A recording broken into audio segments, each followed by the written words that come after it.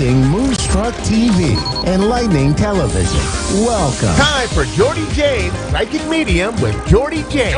Live from jordyjames.com.au. Connect direct. In North America, dial 888-454-2751. In London, 20-3519-2158. In Sydney, dial 02-8488-3147. Or online, contact us through our Facebook page, facebook.com/psychic radio. Or one of our websites, askoneradio.com or moonstruck.tv. This is Jordy James Psychic Medium On A1R, the Ask One Radio Network. Good morning, good evening, and good afternoon, everyone. My name is Jordy James, and welcome to my show. You have me for the next 15 minutes. I am a psychic medium, and today I was going to give you a little bit of a sort of things that have been going on over the last week for me, which is really interesting. One, there's been a lot of internet stuff going on, so hopefully, fingers crossed, we will go okay today. And the other thing too is a lot of things are sort of really about self-care and how we sort of sit in a space of looking after ourselves. And really interesting, it's when we center, because when things sort of get on top of us, we sometimes forget to center and see why they're sort of triggering us, or why are we getting so worked up for something. And obviously, sorry, I can't speak at the moment, it's really interesting. But for me, what I like to do is making sure that everyone centers, everyone breathes. And I feel sometimes that we forget to breathe into our stomach, into our diaphragm, and just take a breath. Sometimes we don't. And at the moment, being in Victoria in Australia at the moment, we are actually in lockdown. So we're even looking at going back into stage 4 lockdown again. So not sure if that's going to happen yet. But we're actually, I think I said to this last week, is that we're actually in 6 weeks. Really interesting looking at everything and going, okay, we just got to take a deep breath and make sure that we are looking after ourselves, and then we look after others as well. Like, as they say in an aeroplane, always put the mask on first. So make sure you take a deep breath, look after yourself, and center. And it's really interesting because the theme this week for me is centering in a space of, if you know your chakras, breathe into each chakra starting from the base.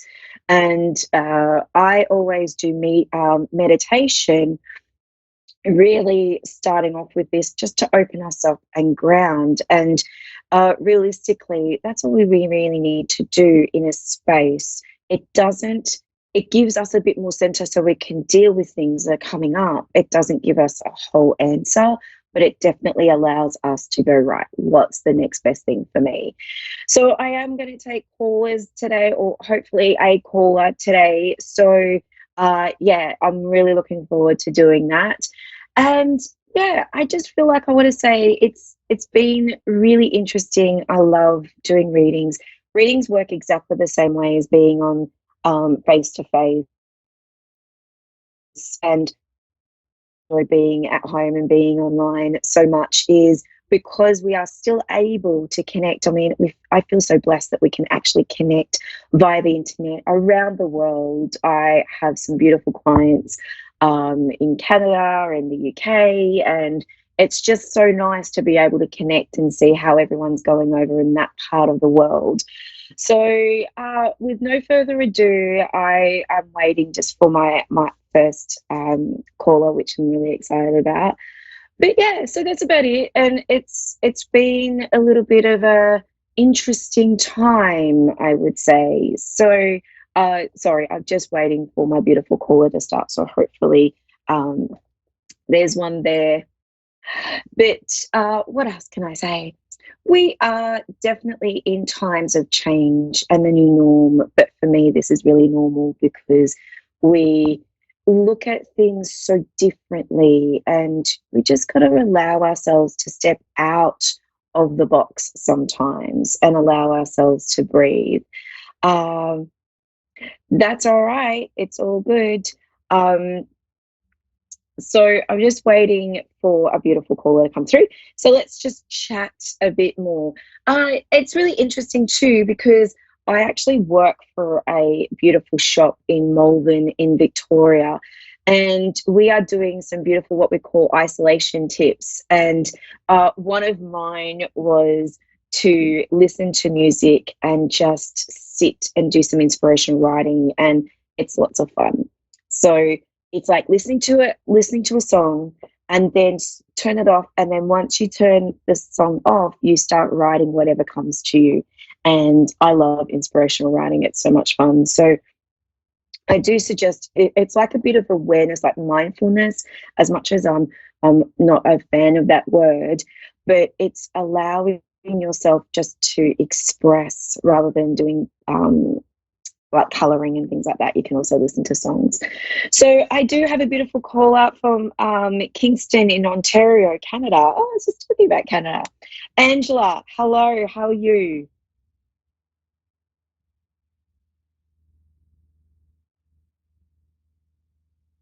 Hello, Angela, can you hear me? Oh, interesting. Okay, that's all good. It's funny. I didn't want to put a moz on it, what we call putting it out there. But we've had some um, interesting internet issues, to say the least, over the last week. And I've been so busy with online clients that it's been a little bit cray cray. But it's funny because we're not even in Mercury retrograde anymore. We're actually Mercury direct now. So yeah, it's just really funny how things sort of. I didn't mean to put a moz on it. Sorry, Dave. Okay, so let's talk about a little bit about chakras. Angela, are you there? Hello? Yes? Hello? How are you? Hello, can you hear me, Angela? I can, yes. Oh, perfect. Welcome to my show. My name is Geordie. How would you like me to work for you today, darling? Would you like a bit of psychic, which is what's going on around you, or mediumship, which is connecting with loved ones? Psychic, please. Lovely. Okay. Really interesting, Angela. If I ask you a question or if it resonates or makes sense, just say yes, no, I'm unsure. Okay. Don't give me too much information. Okay. Okay. And I just Okay, love your energy, by the way. I feel like I want to say, as I'm connecting with you, and I was talking about breath before, but it's really interesting as I connect with you. You've got a couple of questions, but it's really interesting because I feel like this is more of confirmation reading for you rather than getting to know what you need to do. Does that make sense? Yes, truly. Thank you. Thank you. Because it's really interesting because as I'm connecting with you, I want to say you're very intuitive and you've got a really good energy. I don't know if you work with energy or you're an energy healer or something like that. Does that make Yes. sense to you? Yes. Yes. Thank you. Yep. Okay. So the first thing I want to say to you is please don't shoot the messenger. But there is something about there's been a huge shift in the way that you work. Would that make sense to you? And you're not trusting what you're receiving? Right. Yes. Thank you. And it's really interesting because as I look at, oh my God, it's like I want to give you a massive hug, but I also want to go, now listen, girl, this is what you need to do. It's so interesting. Looking at the way that you work, it's like I want to say, you're really starting to go, I really want to do it this way, but you feel like you're a little bit I don't know if you feel like you're trapped because you have to do it a certain way. Would that make sense to you? Yes. Thank Yes, it you. does. I want to say throw the book out the window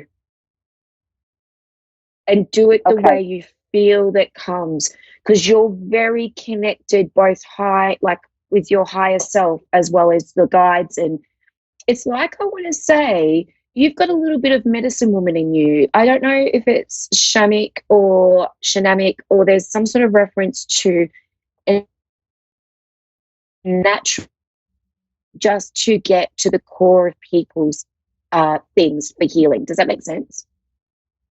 Yes. Thank you.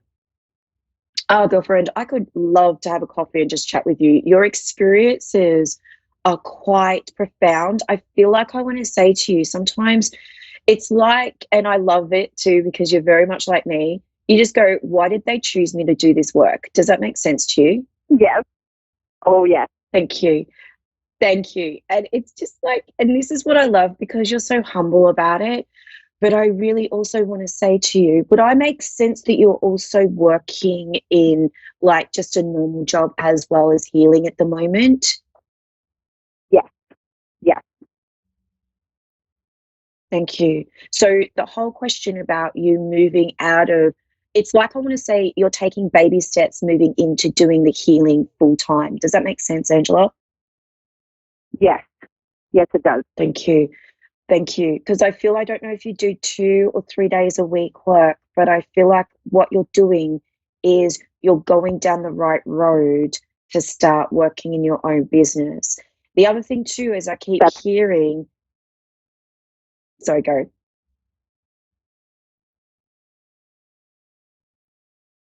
Are you there? Sorry, Angela. Sorry, what did you say? You keep hearing what? I keep hearing that you're doing the right thing, but there's just a reference here where I want to say that moving, it's all about you doing marketing now. And I know being self-employed and being in this industry, sometimes we don't like to market ourselves. Does that make sense? Yes, truly. Yep. Okay, perfect. So I've only got a couple of seconds to go, a minute to go. I just want to say, start looking at a little bit of marketing and how you want to market who you truly are. You're very authentic, Angela. And I do want to say you're going in the right direction to baby step into working for yourself. Does that make sense? Okay, yes. All right. And I feel like I want to say journaling for you. Make sure you journal and write.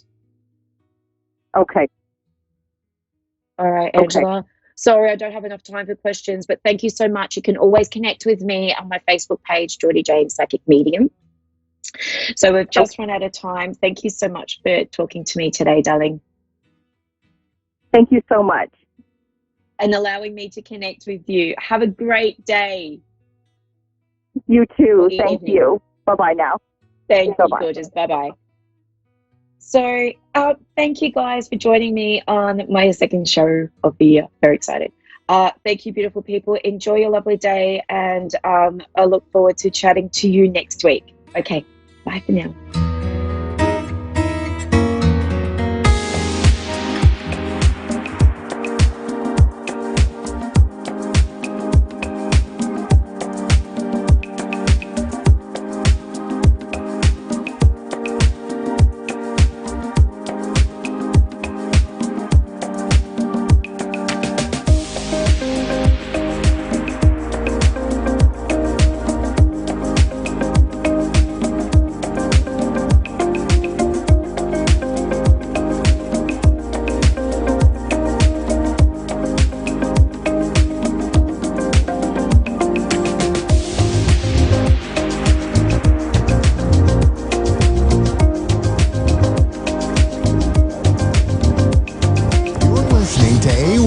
Psychic Radio, Earth's #1 psychic radio network, and watching Moonstruck TV, Enlightening Television. Welcome. Time for Jacqueline Close-More Live with Jacqueline Close-More. Jacqueline Close-More. Live from Jacqueline.com.au. Connect direct. In North America, dial 888-454-2751. In London, 20-3519-2158. In Sydney, dial 02-8488-3147. Or online, contact us through our Facebook page, facebook.com/psychic radio. Or one of our websites, AskOneRadio.com or Moonstruck.tv. This is Jacqueline Close-More Live on A1R, the Ask One Radio Network.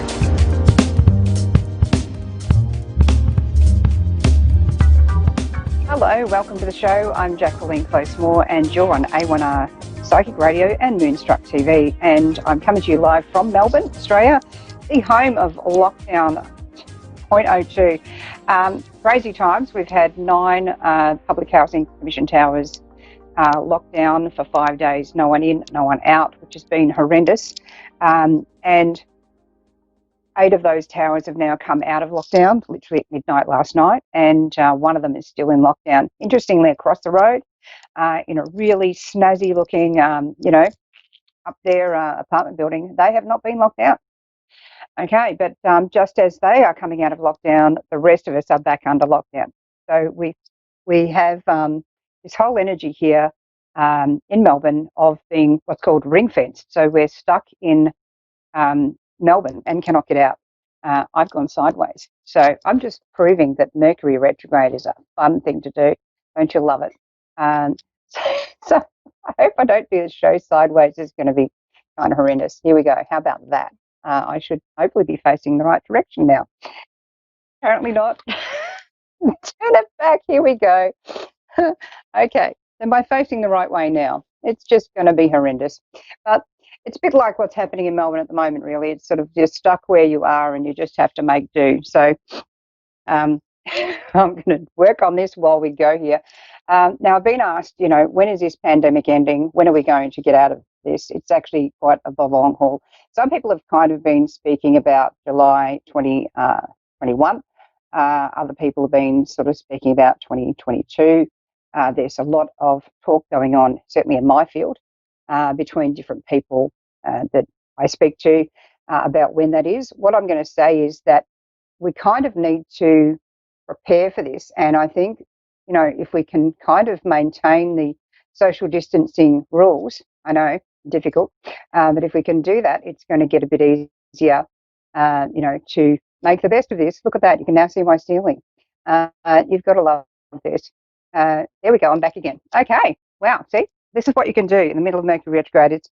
It's kind of been a unique time for media people. They've had their kids turning up, their pets turning up in the middle of their appearances on show, and I've just done a semi-sideways kind of roll around the screen. So hopefully you're not all terribly annoyed with me, but it doesn't really matter if you are, because what am I going to do with it? It's just live. If you can't change live, it's one of those things. So I'm just going to keep touching this screen and keep on the air.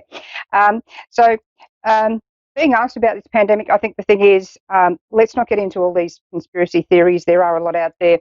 Do I think that I want to believe everything the government tells me? No. Am I going to believe all the conspiracy theories that are out there? Am I going to name them all? There's just that many. There's a number of people who really get a lot out of conspiracy theories that really do not have your best interests at heart.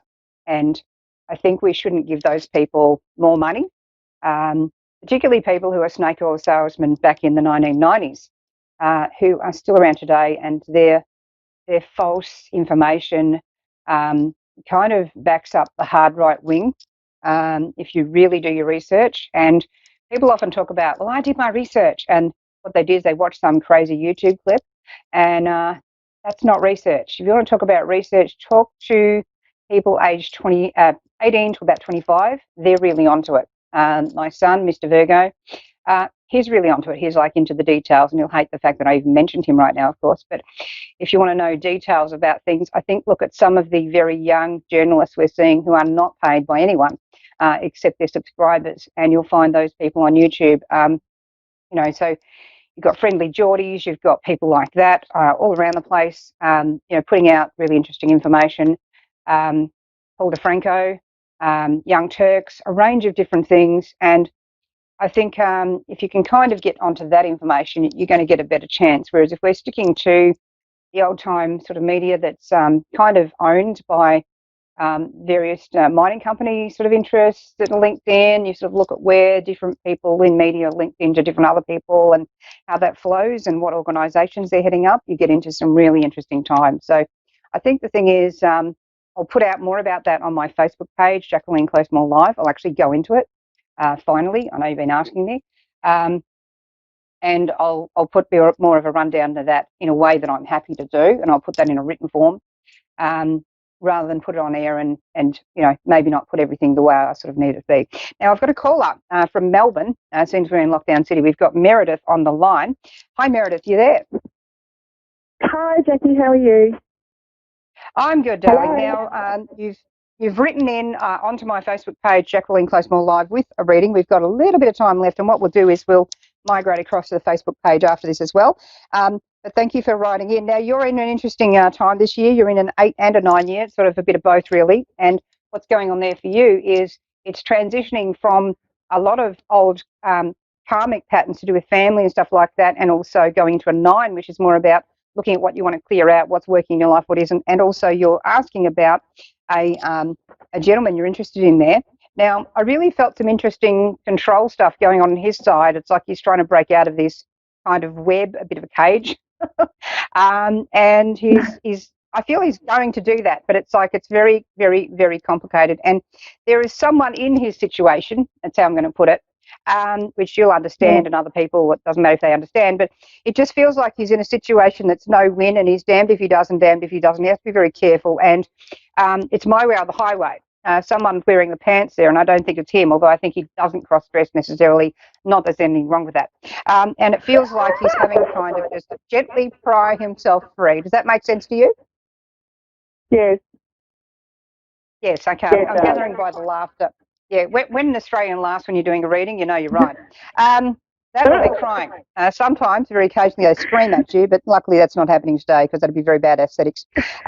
So with you, you're in a 9 year, interestingly, and of course, you know, you're sort of coming into that 9 because you're born all the way down the end of the year, and your life path number is 9. So the thing to look at here is whether this is really on track with who you are, how you want to be, where you want to go. Just make sure that you're living out your integrity in the situation and not being put in a situation that you later on go, why did I do that? But I feel the thing is you've met him at the right time. It's just been a bit of a rocky road, particularly from May onwards. It's a real up and down roller coaster here, and you're kind of like, you know, it's like, can I actually hold on to this? Is that making sense to you? Yes, it is. Yeah. Yeah. So you're just going to kind of keep holding on. It's like riding a mechanical bull, really. You ever tried doing that? It's not actually as much fun as it sounds, I've got to tell you. I actually got stuck on a 44-gallon drum. Exactly right. Yeah. So just hang in there for the moment. I normally would run a mile from this kind of situation, but in your case, you have great tenacity, hence the mechanical bull and the 44-gallon drum. Hang on in there because I do feel he's quite sincere and genuine. It's just he's having to come through a bit of a bull ride of his own.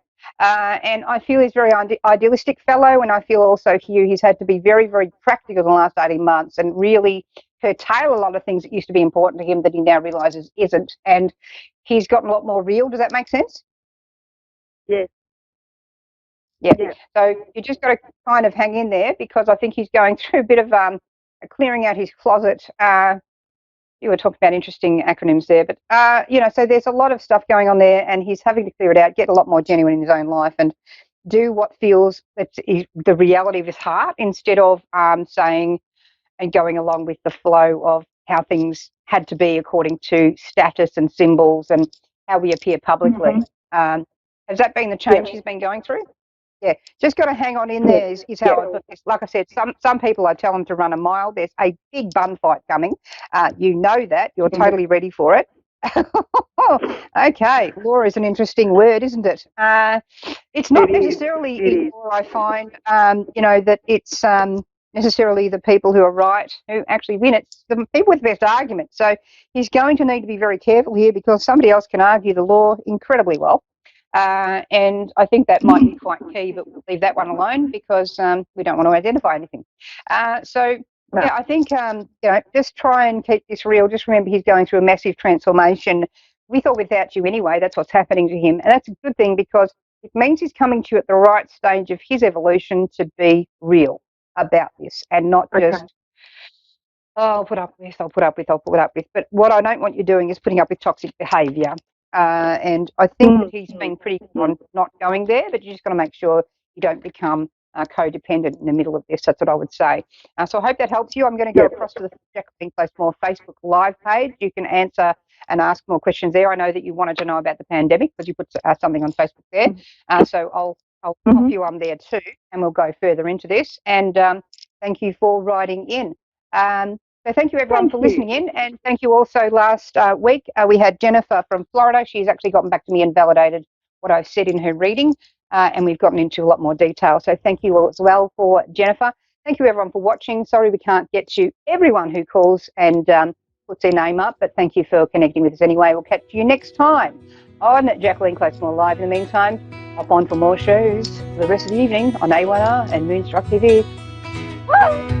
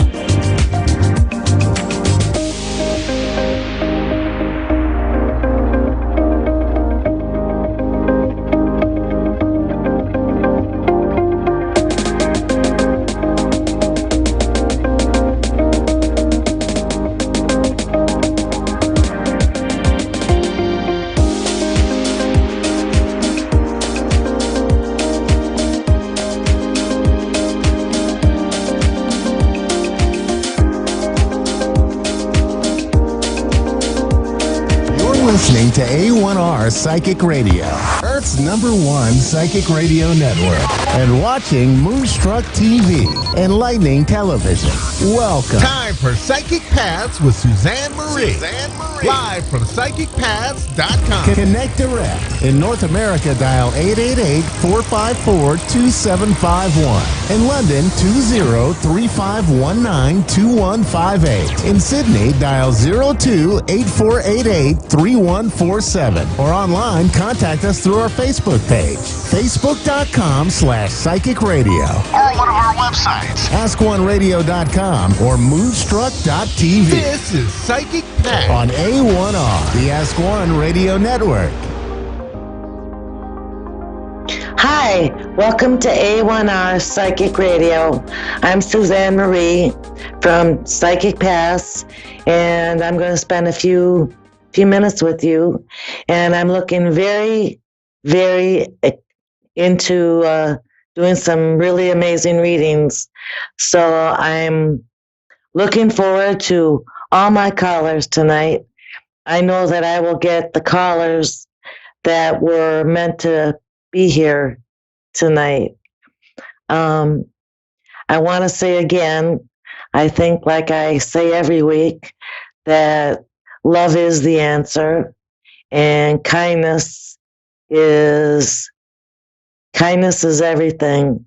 So when you can find a time to be kind, I know that you're already changing the world just with your heart and your kindness. And so I'm a clairvoyant, and I see past, present, and future, and I'm a light trance medium.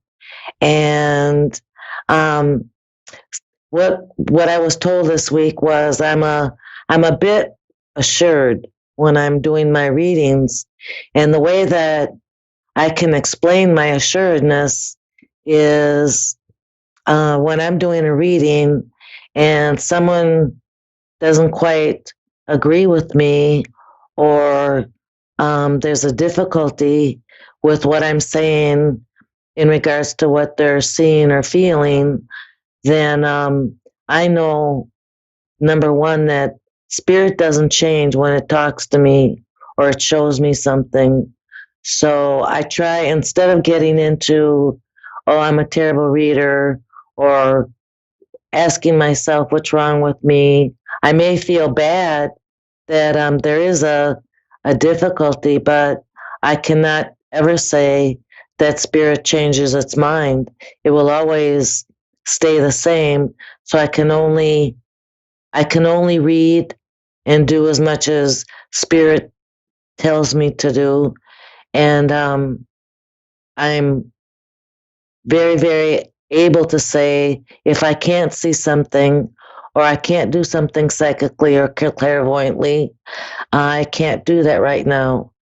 So, yeah, maybe I'm coming off a little bit more self-assured than compassionate, but trust me, I am compassionate. I just know that when I do my readings, that spirit doesn't change because the person getting the reading doesn't understand or is not on the same wavelength at that moment. So, yeah, I hope that if I'm coming off as a bit bossy, that I can somehow convey the love and the compassion that I have for doing the readings. So I hope everyone is having a good Wednesday night, and I hope that I get some good callers. So also come visit me on the face page, Psychic Paths. We have Jennifer in Arbor, Michigan. Hello. Hi. Hi. How are you tonight?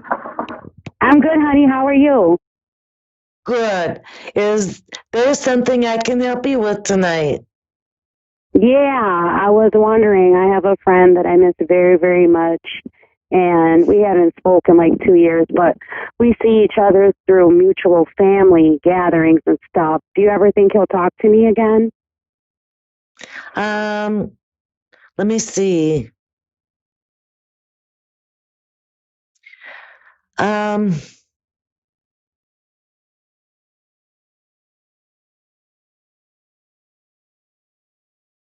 is he kind of a big guy? Maybe stocky? Yeah. Not, I mean, he's not like really big, but he's tall. No, but he's not the thin type. You can tell that he can take care of himself physically. Like, Oh, I wonder if you're thinking of my ex-husband. He's really, really heavy. oh no, I don't see a obese. I see someone that though is not skin and bones, and he's not fat, Okay. but he's built.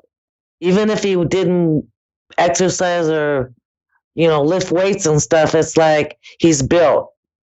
Am I explaining the Okay. person? Um,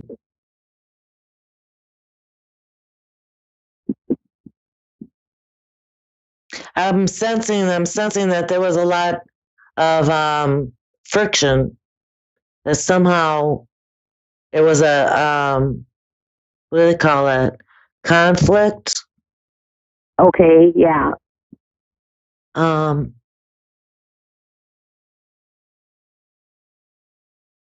he seems to be the type of man that holds on to things. Okay. He has a good temperament and a good personality and a great guy, but he does hold on to grudges. So it might be a long time before he lets go of that grudge. Okay. I do see you that see any? Oh, I'm sorry.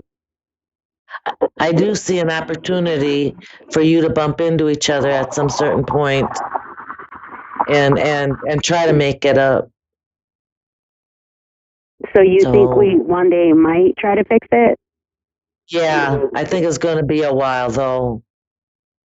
Like years? I'm Yeah, maybe a couple years. Wow. Okay. Well, do you see anything for me, like for love with anyone else?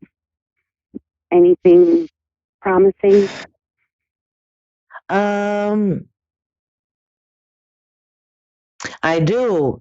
I do see it in the fall that you'll meet someone and start dating. A blonde guy. Um, very You said kind he's blonde, and yeah, a very beautiful smile. Very kind smile. and you Let's said he has see. blonde hair. Yes, Really? Huh. yes. Not Okay. not like platinum blonde, but blonde, and it's a little short. It's short. Okay. Is there this place that you go out to, activity wise, where it's like dark red wood, or it looks reddish inside the building, like a restaurant or something? Okay. Does that Nothing's sound coming to my familiar? mind. Okay. Um, it's kind of looked like a steakhouse or something from the outside. So, Okay. I do sense that you will meet this guy probably at the end of summer, September, October. Um, Spirit says you're a very loving person and you're good to be around. You have Thank you. a lot of good vibes. Okay. So yes. Well, thank you. I'm sorry. Go ahead. Is it? Thank you for calling in. All right. Well, thank you so much. You have a good night. Okay. Bye. Hi, we have Erica. Hello. Hi, how are you doing tonight? I'm good. How are you? Very good tonight. Is there something that I can answer for you? Um, well, more or less, I'm just wondering about my next steps from here, from now on. I'm in a facility at this moment. I've been in a center, and I'm not really sure what my next uh, steps are. You have spent a lot of time going with the flow, and now you need to get Uh, under the boat and start paddling, right? It's about you. yeah, It's about what you right. feel, what you think, and it's about your decisions. Um, this can be a very difficult time if you feel like it's difficult to get to know you. But anyone on the outside would say that you're well worth getting to know. I wouldn't Mhm, make it. I would not make it a chore. I would go ahead and take this step as a new beginning in loving yourself and bringing you joy.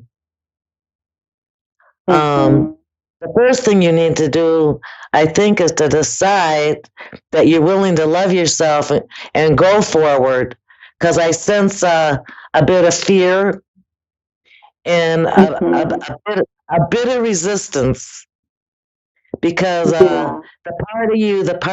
the old part of you says um, it's kind of like a waste of time, or it could be skipped as a step. Mhm.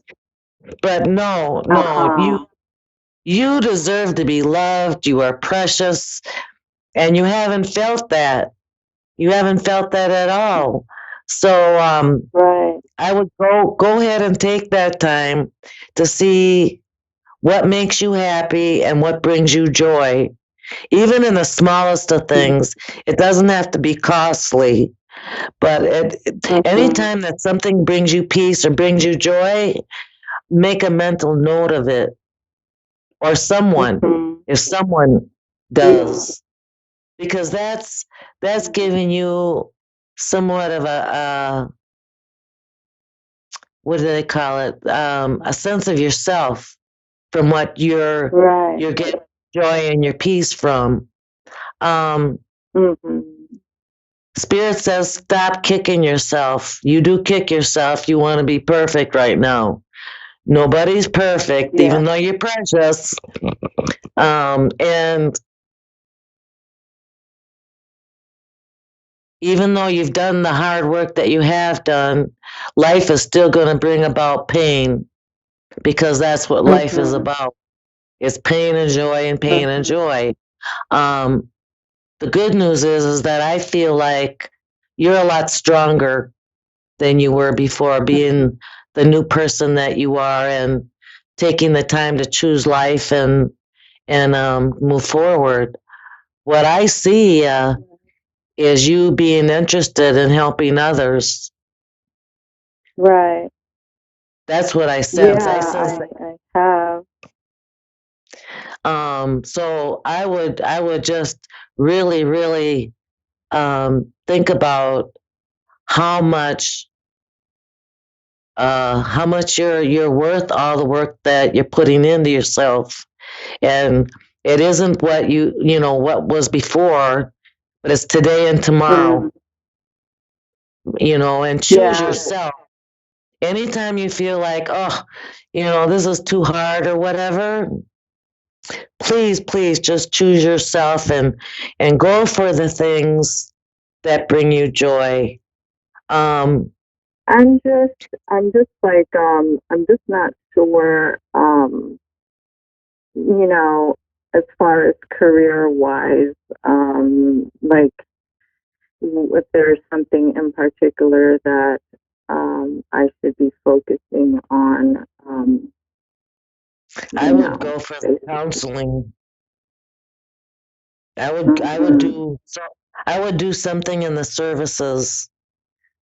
Um, I would do something like being an employee of a group home, you know, or be around where you can share your wisdom and your compassion for other people. Yeah. Um, I do sense I do sense some kind of a treatment place that excuse me, it looks like it's a big brick building, but it kind of looks like a house on the front of it. Um, I do believe that the experience that you would get if you were to work in the service part of it, like social service part, and then start the counseling.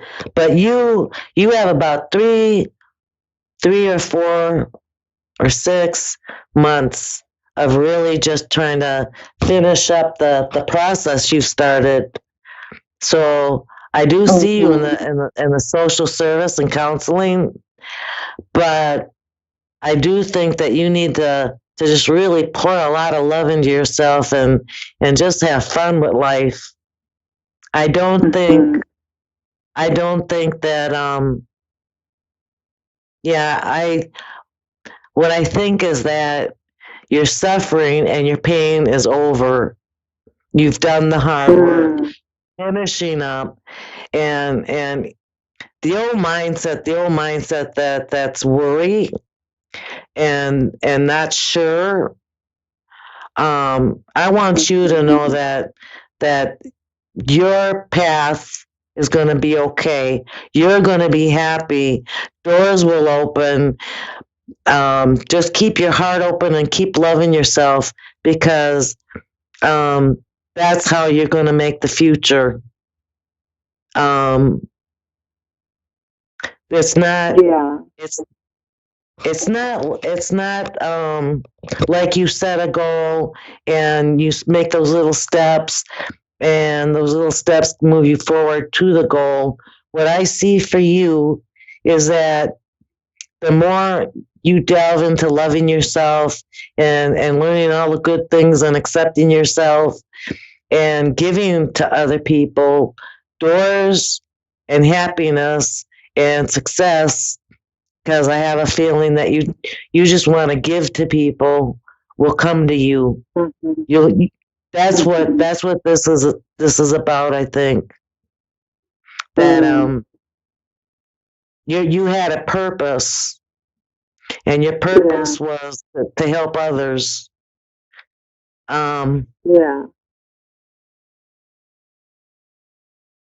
Because I'm also extremely creative. So, you know, like I did do some creative work before, but I haven't really done much of anything lately.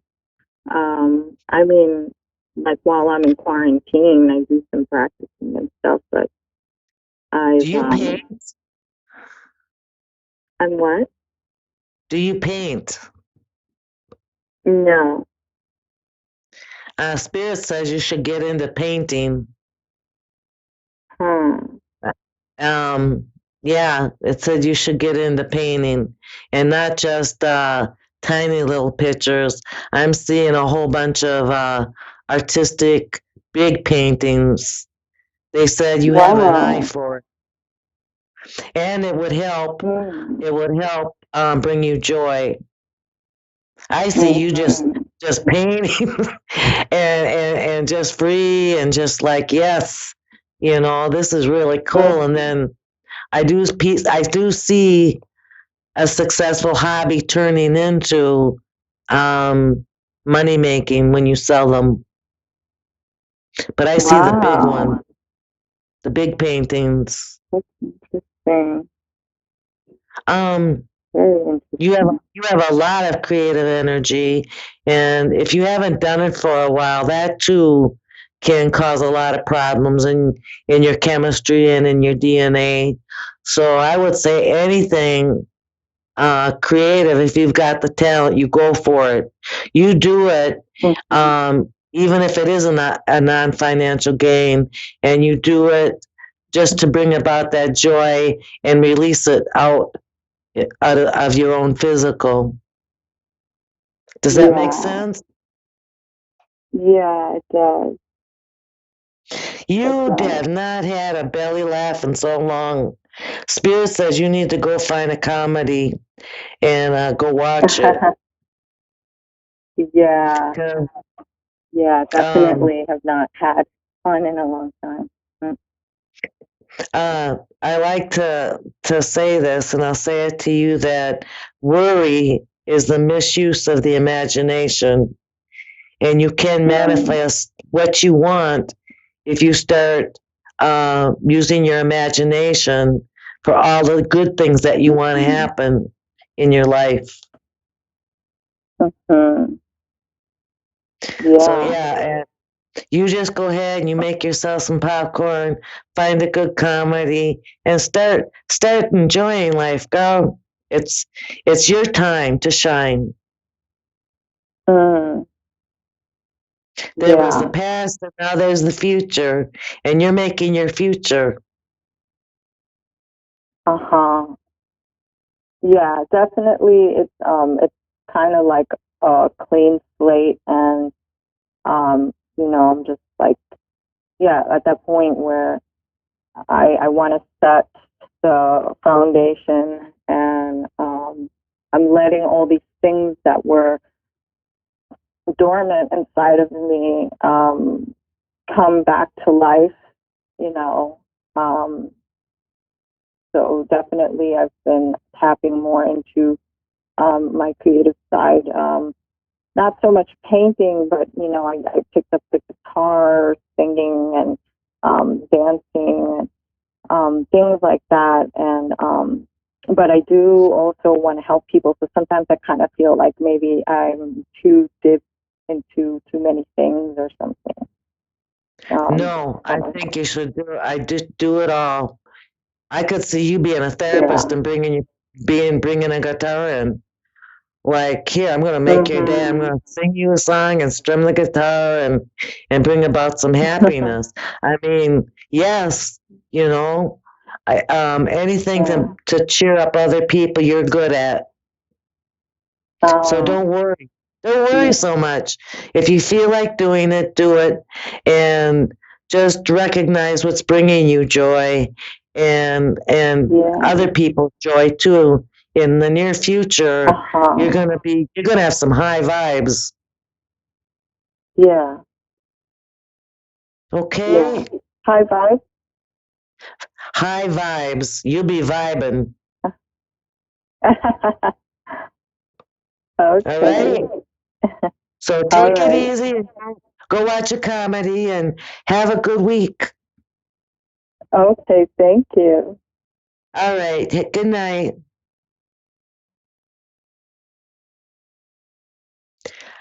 Okay. So I'll see you next week. It was a pleasure to do the readings. And come visit me on Psychic Pass on Facebook, and come get a reading from me 20 for 20 on www.psychicpass.com. Shoot me a message. And thank you so much for A1R Psychic Radio for letting me share my energy tonight. And I'll see you next week.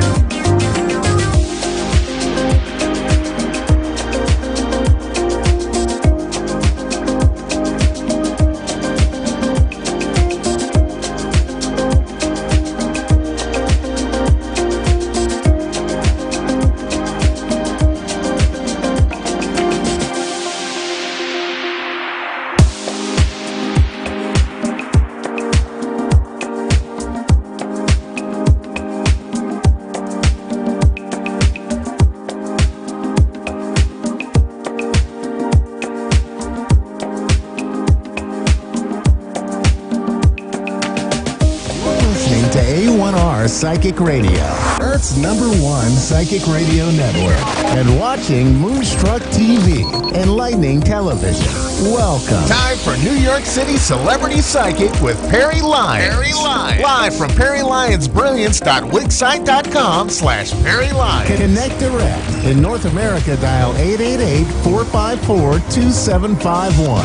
In London, 20-3519-2158. In Sydney, dial 02-8488-3147. Or online, contact us through our Facebook page, Facebook.com/Psychic Radio. Or one of our websites. AskOneRadio.com or Moonstruck.tv. This is New York City Celebrity On Psychic. A1R, the Ask One Radio Network. Hi, and welcome to Perry Lyons, New York City Celebrity Psychic. Welcome. It's going to be, I think, a really nice, mellow, and quite psychic show tonight because there's a moon in Pisces, and my astrologer friend Elizabeth Grace says that this weekend is going to be aspected by Neptune. So for the next few days, it's a good time to be creative. Neptune also rules like movies and glamour and illusion and alcohol. So a good time to grab a glass of wine and maybe watch Hamilton. I'm very glad y'all are with me tonight. We're going to start off with the psychic weather. And if you're listening, I'm feeling pretty on tonight. So please call in and have maybe one question ready. Perfect. All right, ready for the psychic weather? What this is I draw 3 tarot cards completely at random, especially because 30 seconds before the show, I dropped the bag on the floor and everything fell out. So it's extra random with random sauce tonight. And the 3 cards kind of foretell what the spirit of the next week is going to be like. So, ready? Okay. The first card, ladies and gentlemen, drum roll, please. Okay, well, that makes sense.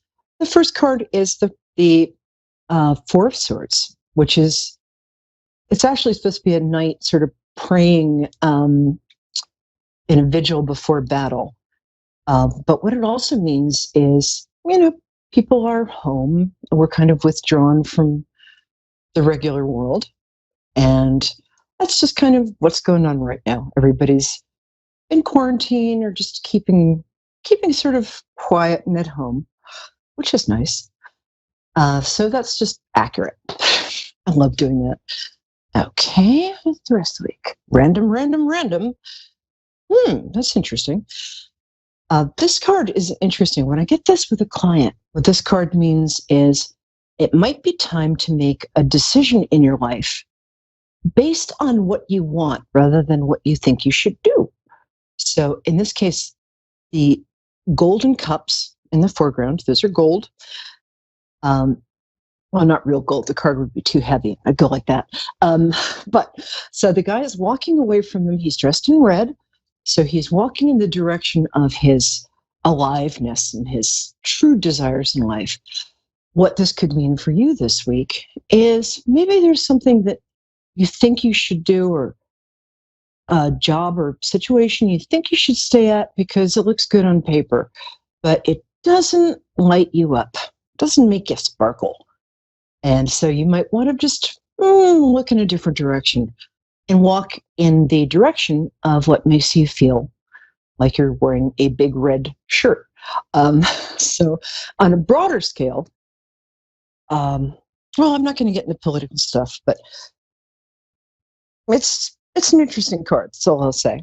And this is great. Oh, I love this card. Yay. Everybody loves this card. Okay, this card, putting it here on the other side just to keep you interested. This card is the 2 of Cups. Now, cups in the tarot mean emotions or love. And the 2 of Cups is 2 people exchanging. I'm sorry, I never get this right. 2 years, still can't figure out the card thing. There. It's 2 people who are exchanging golden cups at a place that starts here and ends here. So and there's the Asclepius, the medical sign in the background, and the angel Raphael for good luck. So this is two people coming together romantically who are healing each other. The fact that it covers the throat chakra means that they feel safe to tell their truth. It covers the heart chakra, which is self-explanatory, and the yellow chakra right above your navel. It's there, trust me. And that means that they're sort of lighting each other's lives up. They feel very energized. There's a lot of lighting up going on this evening. So either you might be, you might be this week reaching a new phase of understanding if you're already in a relationship, or you might be meeting somebody who is pretty special. It's a very romantic card. I look for it when I'm doing romantic readings. Well, readings about romance, not readings with glasses of wine and candlelight. Although we could do that too. It's a little extra. So on a bigger scale, that could mean that what on a bigger scale, what that means is that it looks like things are going to be quieting down, maybe balancing out a bit, and that people are going to be showing a lot of goodwill towards each other for change. Oh, we got Evelyn in Jackson, Mississippi. What's that song? We're going to Jackson. Hi, sweetie. How are you tonight? I'm good. How are you? I'm good. Thank you. So I like to connect with people by asking what their birthdays are. You don't have to tell me the year. Don't ask, don't tell. So if you tell me what your birthday is, then we can do your question. And I'm so glad you called. Okay, thank you for taking my call. My Sure. birthday is 12/31. Oh, look at you. Wow. New Year's Eve, baby. Cool. Yes, ma'am. And a Capricorn. Interesting combination. Yes, So, love that. You have such a nice energy. All right, so let me tune in on you here. Oh, you're a really loving person.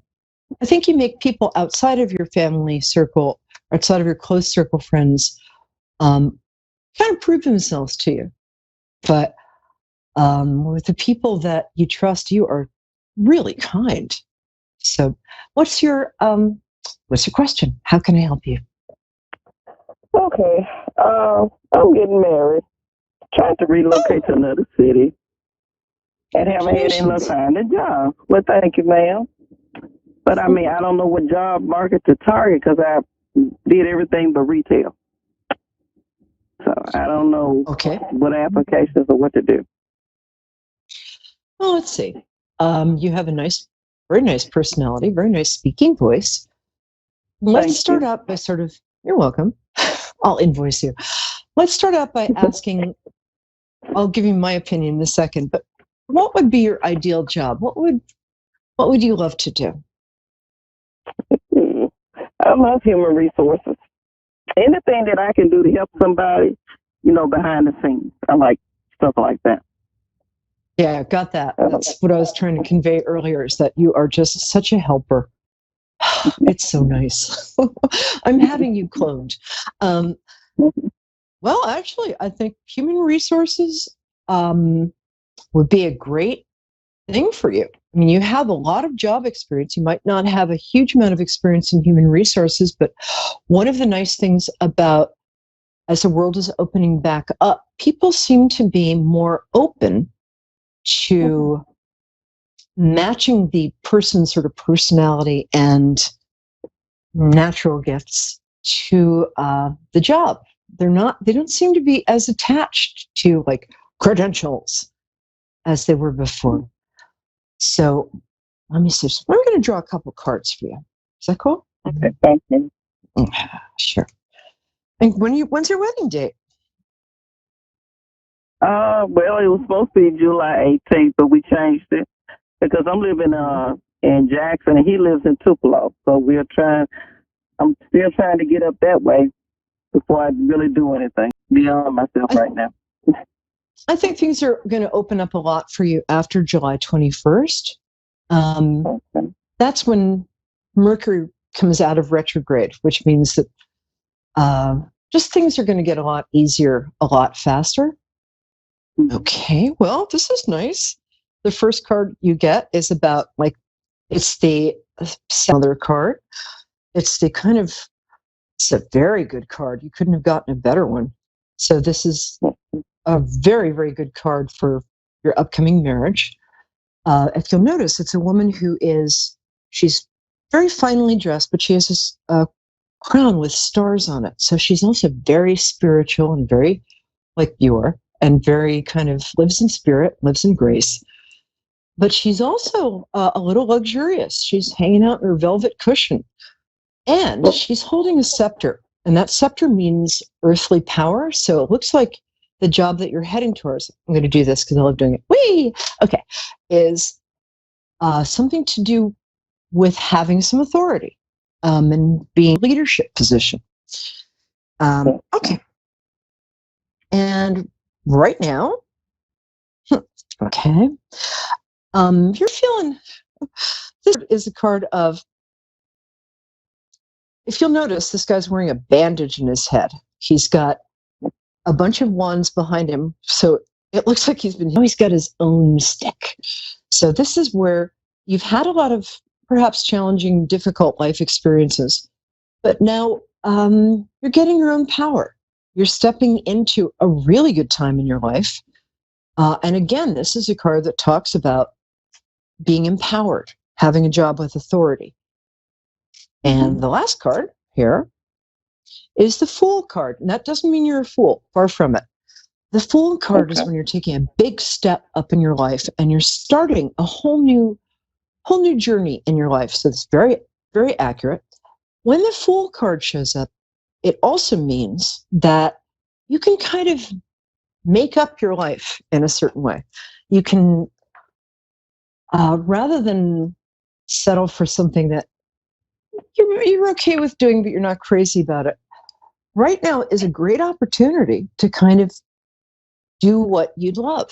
So what I would suggest doing, let me go into my psychic self here, and you can admire my new gold eyeshadow. Oh, you have a nice laugh. Okay. Wow, I don't get to say this that often. This marriage is really good idea. I'm very pleased. I hope he's as sweet as Tupelo honey.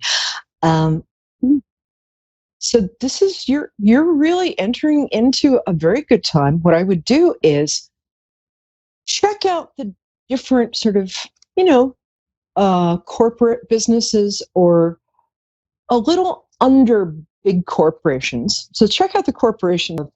There's different sort of big places. But also, it's funny, what they're telling me is I would also check out like big hotels and things like that, who are always hiring and hiring more. And I think that would be a very good fit for you.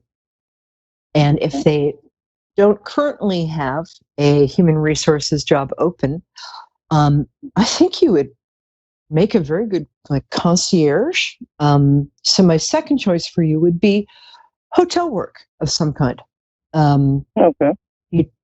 You're terrific with people, and hotels, everybody's always having some kind of emergency or drama at a hotel, and you're very good at that. You're very good at calming people down. You're very good at being the person who just keeps her head when everybody else is going like, wah!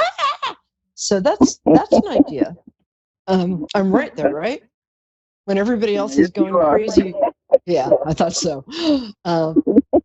So yeah, and I like with hotels and stuff, they pay well. They have good insurance, pension plans. The only other thing, those are actually going to be my top two recommendations for you. I actually think that you'll find something within 2 weeks. You've got a terrific resume. You present very well. You have a calmness that people respond to and a warmth.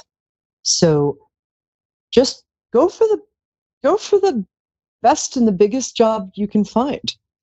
And if it's not there, this is a time when you can kind of make it up. You can walk in and say, hey, I'd like to see the manager. Here's my resume. Can I arrange an interview? This is an extraordinarily fortunate time for you coming up. And couldn't be happier to say that. Can I get a wedding invitation, or can you mail me some cake? Yeah, well, just Corona. I think we just going to the FFC and going home. Oh, well, okay. So much for free champagne. Well, God bless you, my dear. And thank you for calling. Let me know how you're doing. Just drop me a line at Perry, like Periwinkle, Peri, Lyons, Lyons. I'm on Facebook, and just let me know how you're doing. Maybe I'll give you a little wedding gift if you want another free 15 minutes, okay? All right. Thank you so much. I really appreciate your time. My pleasure, dear. Bye. Okay. We have another cool person. I just get the best people calling in. It's so nice. But my producer flashed your name and where you're calling from so fast. What? Oh, Emma from Australia. How are you?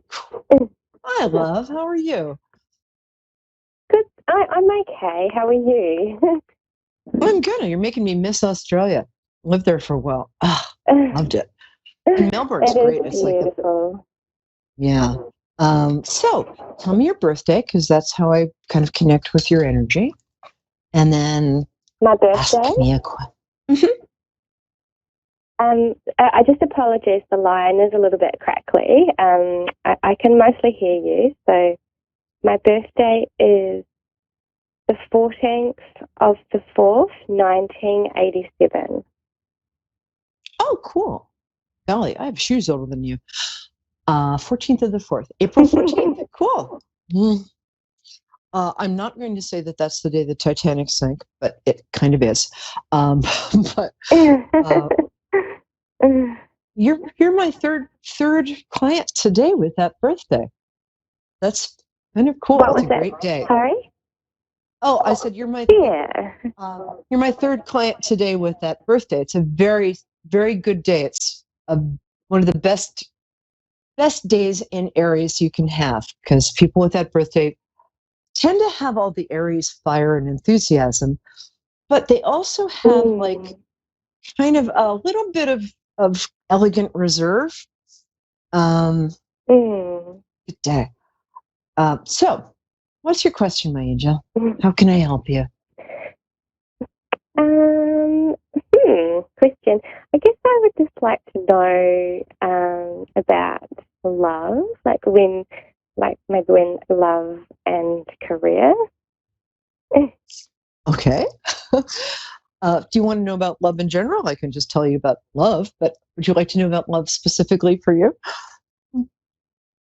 When it's going to come in for me. Wow, sooner than I would have thought. That's interesting. Has anybody from your past been in contact lately? I'm sorry, I'm just moving around the house just to find a spot where there's no interference. Okay, and I will speak loudly and clearly, perhaps an English accent. Oh no, Aussies don't like palms. Okay. So I can hear you on the spot. That's great. Oh, good. Just stay there. Cool. All right. So has somebody from your past contacted you recently? Or have you been thinking about somebody from your past? And by somebody, I mean a boy or a girl or a llama or whatever you're into? Yeah. It's okay if they haven't. Really. I guess the only question would be, because Melbourne's gone into strict lockdown again, and our last strict lockdown, because we're on our second one, I just reconnect with a lover, but only on a friendship level. That's okay. That still counts. I was just asking if any of your exes had gotten in touch. One of the ones who got in touch was actually a very good, very healthy relationship. So the person that is coming towards you is not that ex, but it's somebody who has a lot of the qualities that made that a nice relationship, except there's more attraction with the person who's coming up for you. I keep getting October from my guides. October? I think you're going to meet somebody in October. Probably around, actually, the 14th. And it looks like, this is interesting. Two things. It looks like this person might be... What? I was just saying, well, I can't wait because I've been single for a long time, over 4 years. It'll be, over 4 years in October. You're so adorable. And I can tell that you're really pretty and cute. You know, I was single for 5 years, partially because I was wearing opium perfume, which apparently is a man repellent like no other. But partially because I was just getting into a place where I was turning into the person who was capable of having the kind of relationship that, now I have. Yeah. So a lot of that was, you're very sensitive. You're also very complicated. So a man who's going to be with you has to meet you on a lot of different levels. And the 4 years was not because you're not adorable, because you're totally adorable. And I'm not just saying that because I can see you in my mind's eye. You're so cute. And you dress well too. What does he look like? It's interesting. There's a type of man. Okay, I was just watching The Mentalist, which is an American series starring an Australian actor. There's a kind of Australian guy he's kind of a lad, you know what I mean? And he's very good looking, chiseled features, and I think blonde hair. He's not that tall. That's the drawback. But in every other way, the guy How interesting. What? Well, they're sort of showing me the guy from The Mentalist, who I think is the foxiest ever. Don't tell my boyfriend, he's upstairs. But it's somebody who's actually very good looking, but I don't think he's tall. And I think, do you go see live music? I feel like you kind of like music a lot. I feel like this is going to be at a live music venue of some kind, or if not, he might be a musician, which I don't want to say because, you know that old joke. What do you call a guitar player without a girlfriend? Homeless. So let's just hope it's in a music venue. If it's not a music venue, I'm quite musical myself. Yes, you are. Yeah, I'm a sound therapist, so that would be really interesting. Yes, well, it's somebody who loves music. I hope he's not a musician, but I'm a musician too. So, but it's interesting because one thing you guys will connect over is the sound in the place might be a little loud, and you might be both holding your ears or something like that. But it feels like, this is a music venue, and he's good looking, which you can get anybody you want, Toots. Trust me, if you're alone for 4 years, it's because you just were kind of you're doing a little inner redecorating. You were kind of just sitting back and taking care of yourself and doing really interesting things. I love that you're a sound therapist. That's so cool. All the self-care and self-love stuff there. Yeah, and that's so important. And I'm glad that when we bring our own frequency. I couldn't quite hear all of that, but I do look forward to listening it back on playback, just because I keep popping around the house and I find really good spots where I can hear you, and then not so good spots. But now is a good spot. Okay. Good. Didn't I tell you just to stay put? But I've got 3 minutes, so I can do your career too. But just to sum it up, I really think this is October, and I'm going to go out on a limb here and say around the 14th. Give me 3 days in either direction, but around then. And it's a music venue that's not that local, but probably not too far. But it's not a place you go to often. Somebody is playing who you either It might be sort of a guest appearance by kind of somebody who's kind of big, who just happens to be in Melbourne and is like, I think I'll do a secret gig. So it's going to be cool. And yeah, I think you're going to meet him there. I really do. When you meet him, he might be getting over a relationship. Do not let that stop you. Okay. Next thing, we're going to do career really fast. It feels to me like there's a boss or somebody in charge who doesn't quite get you. Is that right? It's okay. They're not watching. Interesting. Yeah. I feel like, however, there's a job you could take over in the next, I'm going to say probably around the holidays. I do think you're going to be moving up. You want to stay in this field, right? What was that last part, sorry? Oh, we've got 90 seconds. So I'm just going to sum it up by saying, I sort of want you to stay in the office and the place you are, but I do think around the holidays, there's going to be, you're going to get kicked upstairs, basically. So, oh, you're very good at your job and you really connect with people and you listen. Yeah. I work with people, so. What's that, love? Oh, no, I just lost you. Come back. Go stand in that spot quickly. Okay, I'm just going to fill this in because I can't hear you. So here's what I'm going to say, and then I'm going to say goodnight to all my cherished ducklings. Things are going to start picking up in your life a lot, noticeably, around about a month and about 6 weeks from now. August 20th, around there. Your job stuff you're going to get kicked upstairs around the holidays. And I really think I get this very clearly. Go to that music place, look adorable as you are, and look for a guy with very sort of classically handsome features. Might be a little short, but that's okay. Because I think I'm 5'10", so I think about that stuff. But I think you're more on the petite side, so all good. Invite me to the wedding. All right, thanks, cherished ducklings. Take care. This is Perry Lyons. Catch me 9 p.m. EST on Moonstruck every Wednesday. Mwah. Bye.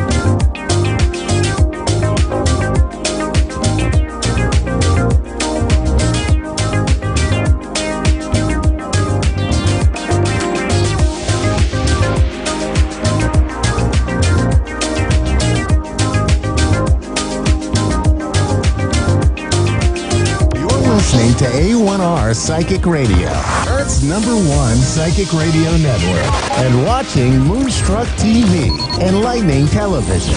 Welcome. Time for Gemma's Spirit World with Gemma. Live from GemmaSpiritWorld.com. Connect direct. In North America, dial 888-454-2751. In London, 20-3519-2158. In Sydney, dial 02-8488-3147. Or online, contact us through our Facebook page, facebook.com/psychic radio. Or one of our websites. AskOneRadio.com or Moonstruck.tv. This is Gemma's Spirit World On A1R, the Ask One Radio Network. Good evening, everyone. I'm Gemma, your host tonight. How are we all doing? My goodness, it's another week's gone again. Just seems to fly. I don't know about you, but my week, I know that the busier I am, my week flies. And sometimes when I'm not so busy, my days just seem to fly. So more so this week because I've had a lot of messages coming through from Spirit. A lot of cards I've been drawing through with clients, and it's been the electronic overload. I am really terrible at positioning. And what's the message that's been coming through is to really put down your phone and pick life back up. And I've been trying to follow this message, this motto for the week, having a real big detox from electronics. I do have a habit of picking up my phone. It's a big part of my life and a big part of my work life, connecting with friends on a daily basis. Obviously with COVID-19, communication was certainly the way to go to keep in contact with people and what's going on around the world. But, it's, for me, it can also, I find that having a detox, a mental detox from your phone, creates a space to simply just be yourself, not to compare yourself to others and what they're doing in their life and what they're getting up to. I find that we do compare ourselves to a lot of other people. I found that my anxiety was less. I noticed that I spent more time, quality time with my boys. I try to spend quality time, but I found that not looking at my device or hearing, a message come through from my friends, my train of thought would leave for a few seconds. So just, being focused on them and what they're doing and how they're feeling, and, just really just goes to show how many times we pick up our phone. And I did like a little tester, I wanted to see how many times I picked up my phone. Luckily on my Nokia, my Apple phone, it shows how many times that I log on to my phone. And one day, I'm going to admit it, that I think I picked up my phone 255 times. Yes, it's, and I'm thinking, holy hell, do I spend my whole life on my phone? And yes, I do. So I made a conscious effort over the weekend that I wouldn't pick up my phone as much. So basically on the Monday, I decided to charge my phone up and leave it in one room and to see, basically leave it there until about lunchtime. And just to, I think the amount of times that I thought about my phone was, quite embarrassing. So it just really shows that where my focus is and not focusing on what I'm doing in life and being present. And I noticed that my relationships with people have changed. I'm more focused on them and what they're up to, and just nice not to scroll through your phone. And I know by Tuesday, I basically just put my phone away again, and I continue to do that every day. So it was really nice to get through a whole day without looking at my phone. I felt lighter. I felt, my motivation to get stuff done that I've been putting on the back burner, I achieved that. I noticed that I just wasn't constantly worrying about other people. I do a lot of that. I also found that I slept better. I also, at night time, I made sure that I put my phone down 2 hours before I went to sleep.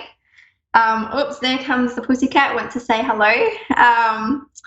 And, basically, playing more music, that's one thing I do like to do, is play a lot more music. So I continue to do that, but be present with the music, the words that were getting that I was listening to.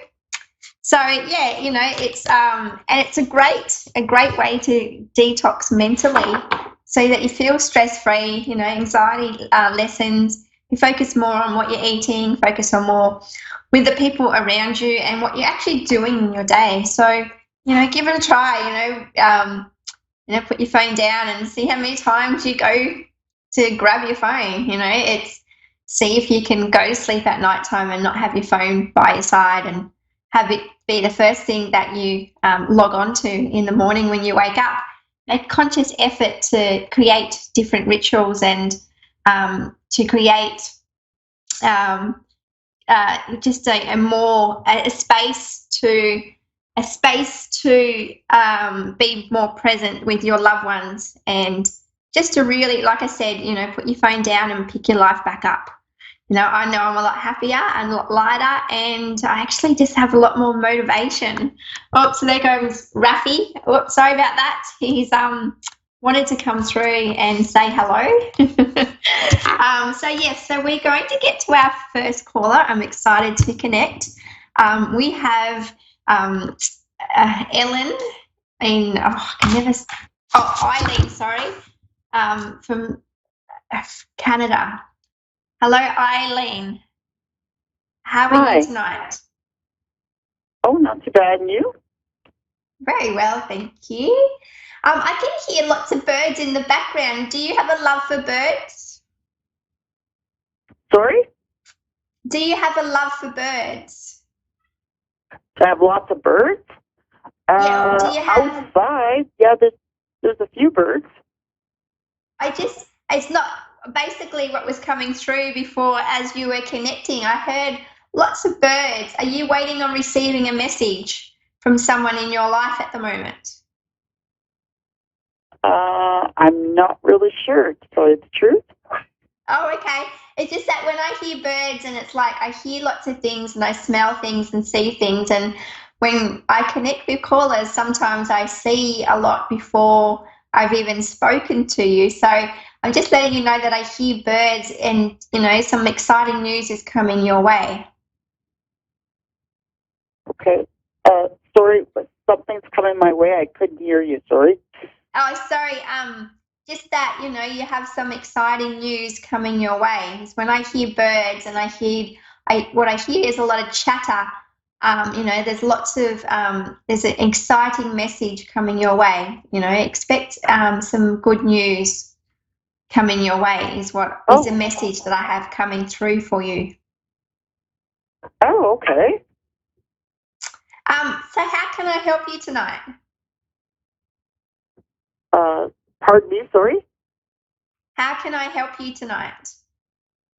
Oh, I just have a question. What do you see for me in the next, let's say, 6 months to a year? Okay, I can see a change in work. Are you looking at changing work? Because what I'm seeing is a job change. Thinking about it, yeah. Yeah, I do. I see a job change, and it also feels like it's within the next 3 months. This job change is going to happen. It feels like I get lots of around your current job situation. It feels very heavy, or even to the point that you're ready for a new challenge. It's gotten to the point where I feel like a step up. You're ready to embrace new things your way, but you enjoy a good challenge is what I'm seeing for you. Okay, yeah. So expect a new job change coming your way. Also, what I'm seeing for you, I have my chest, my heart chakra around you feels really heavy. So I feel like a loved one around you that's close has a lot of burdens that they're carrying. I just feel like there's somebody around you that, let me just tune into that energy a bit more, that dumps off their emotional baggage. Does this resonate with a female energy around you that just kind of, I guess uploads, drops off a lot of emotional baggage around you? Like, you're a good listener. You listen to a lot of people. You're a shoulder for, yeah. And I feel that you carry a lot of other people's emotional baggages. And now's the time to, in the next 3 months, it's really a good time for you to, just to strengthen your boundaries or just around you, so you're not carrying other people's loads. It's okay to listen, but it's okay to say no, and it's also okay to, keep them, not so close that you're taking on everyone's emotional outbursts. And yeah, I know that you love to help people and you have a good heart. So just to be mindful of the kind of relationships around you and, what kind of friendships you'd like in your life at the moment. Okay. What I'm also seeing for you, I keep seeing travel around you, but it's like you can't wait to get in the car and take off. But it's like what I'm seeing for you, I keep seeing the mountains, but the ocean as well. Are you very connected with the ocean or the mountains around you? I keep seeing like this drive, whether it's, you're wanting to get closer to the ocean, or, sometimes what that lets me know is in a new location move as well. Just feels like you've got lots of exciting things happening in the next 6 to 12 months, but it's all about change and focusing on you and what putting yourself first is what I'm seeing is the main thing, because you've put so many other people before yourself.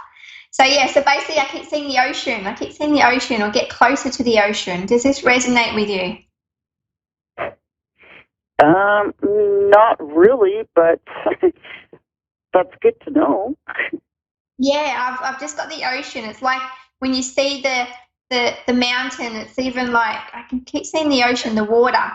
And this also, if it's something that you're not looking at traveling or in the too distant future, it's also letting you know that time to really focus on you, like do the things that you want to do, not what others or what you're there to do for others. Start doing things for yourself. Okay.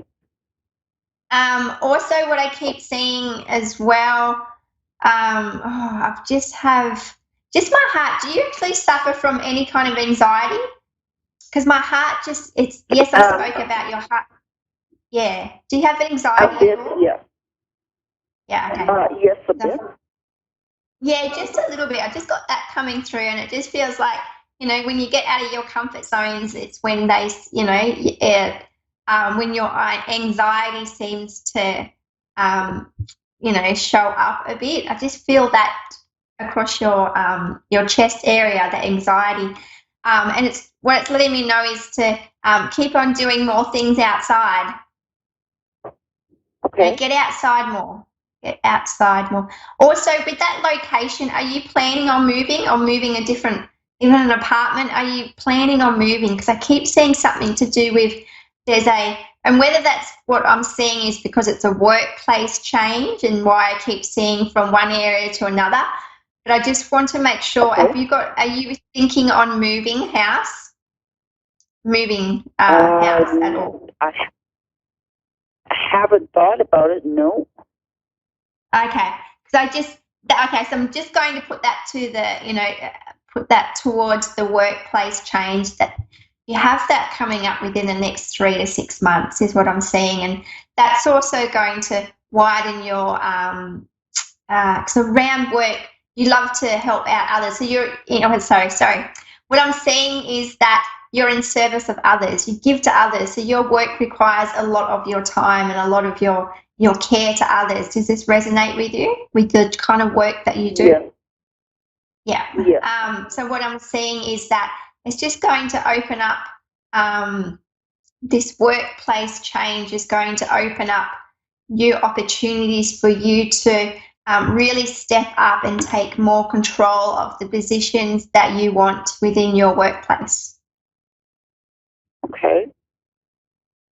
And I've also got flowers around you. So generally I know that when flowers come through, have you got a birthday or someone around you, a birthday coming up within the next 3 to 4 weeks? I keep seeing 3s around you. Oh, okay. So I've got that coming through as well. Okay, Just so what's the flowers? Yeah, I keep seeing flowers. I keep seeing yellows and pink flowers around you. So what exactly does that mean? Oh, that just lets me know that a birthday celebration is coming up, somebody that's close to you. Oh, okay. And also what I'm seeing for you, my head's really heavy around a loved one around you. Like a loved one that you have around you at the moment. I'm going to say a male energy around you that's an overthinker, because my head feels really heavy. If you've got male energy around you, like a man around you that is really in their head, it's they've got a lot going on.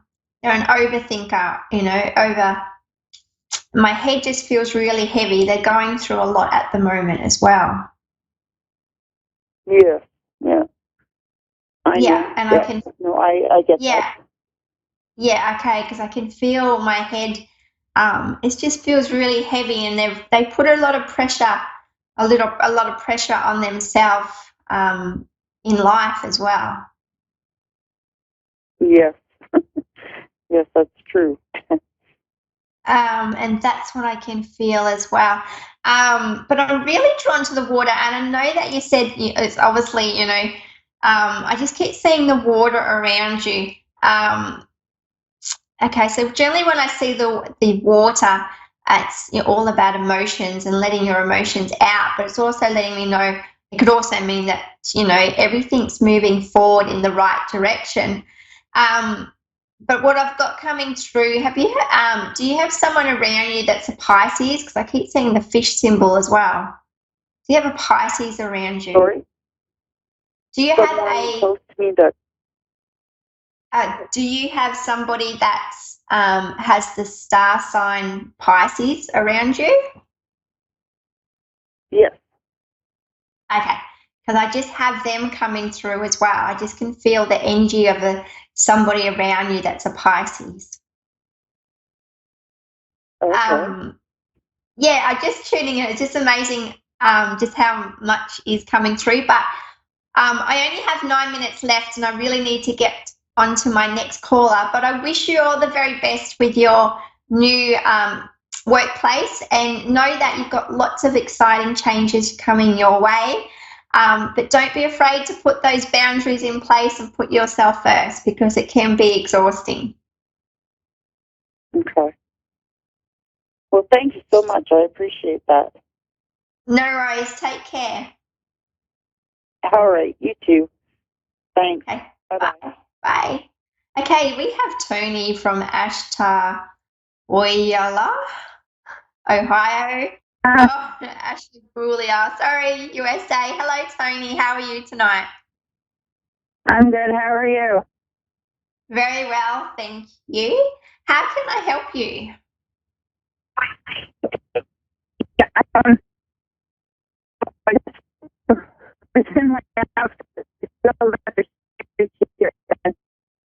Oh, wait up, Tony. I can't. It's just I can't hear you. It's just breaking up. Okay, we're just getting a clearer connection with Tony. So what I'm seeing for Tony, it's around her love life. It'd be interesting to see what she would like me to look into. I keep seeing Okay. Yeah. What I'm seeing is, I keep saying this, but I don't know. I'm going to say a cowboy hat. I have no idea, but I have a cowboy hat coming through. So, and male energy of somebody that's, very. Okay. Hello, Tony. Hi. Hi. That's better. I can hear you. Yes, hi. So I've had a lot of recent losses in my life recently. Yeah. And I just want to know if, and so is my husband, and we just want to know if they're still here. Yeah. Okay. So what I have somebody around you, and I feel like obviously they have passed. But okay. So what I'm getting is, I have someone that wears a hat all the time. I was having a cowboy, but I know that, like the cowboy kind of hat. Have you got anyone in your life that wears a hat all the time? That would be my father that wore a cowboy hat. Okay. So I have your father with me right now. So he's the one that wore the cowboy hat. Yeah. Yeah. And then my husband, he lost his grandmother about 10 years ago. Is she here with him too? Yes, I can see her in the background as well. I keep seeing with her, she's sitting down, like I can see your father, but what I'm seeing that she's sitting down, but she wasn't one to I'm just seeing what she's showing me. Wait up. She's showing me something to do with her jewelry on her hands. Has there been jewelry passed down, a ring that was being passed down from family? Yes, I have 2 of her rings. Okay, because that's what she's showing me about the rings. So she's definitely around you too. She's here. They're very well. My breathing. Does she have any breathing issues before she passed over? Because my breathing feels really heavy. Unless there's somebody around you with breathing. Yes. Okay. So yeah, she has no breathing issues. Okay. But yeah, they're definitely very. You've got all your family here together. I've also, I've got a dog come through as well, like a whitey, like a 2-colored, a dog that's also a passed over dog that's come through, but it's like 2 shades, like a white and a brown. Does this resonate with a dog with that color? Would that be? Yeah. So I've just had so family are definitely together. Also, around you as well, what I have you also, because I keep seeing rainbows, and when I see rainbows, they let me know that a rainbow baby has passed over. If you don't mind me asking, have you had a miscarriage in the past? That's also, because I keep seeing a rainbow baby. Yeah. Yeah. So I'm just letting you know that safe and well and all together. I'm also seeing a rose as well, so a red rose. Do you like roses? Is anyone around you that has a red rose is what I keep seeing? And it's like it's being handed to you, so it's letting me know that they're giving you this red rose. Does a red rose or even the name Rose resonate in any kind of way to you? I like roses, but I have this thing where I don't like red roses because of the simple fact I feel like that's too connected to my late grandmother. Oh, okay. So that's the message there with the red rose. Okay, just letting you know that's come through. So I'm glad that you understand that, because yes. Let me just see what else is coming through for you. I've also have another male here, but he seems like a younger gentleman. So I'm going to say even a child, even a young boy. Have you have a young boy that's passed over as well? Mm-hmm. A young boy. Yes. That passed. Yes. My passed. He was 38. Okay. Let me just see if I can see what he's showing me. Because the young boy that I've got here is showing me that he was the trousers kind of man, would always wear trousers, pants, long pants. Let me just see what else he's showing me. Trousers, long pants. Yeah, love for water. I've got the love of water around him.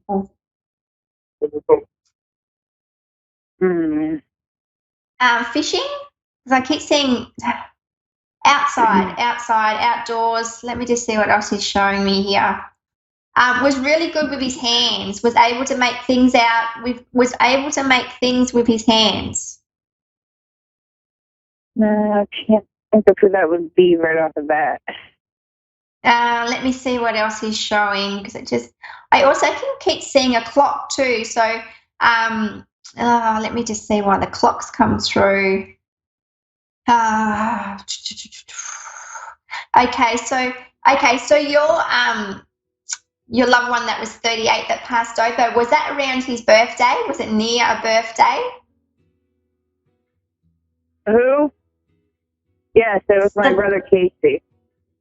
Oh, okay. And was it had he passed around a birthday, a date that was really important? Yes, it was, he passed away June 7th, 2018. His birthday was a month and 6 days before that. Yeah, okay. Because just letting me know about that. Birthday. Okay, so they just letting you know that they're all together. They, they're a strong family. Always in your thoughts. I only have 60 seconds, but it was lovely to connect with you tonight. But just letting you know,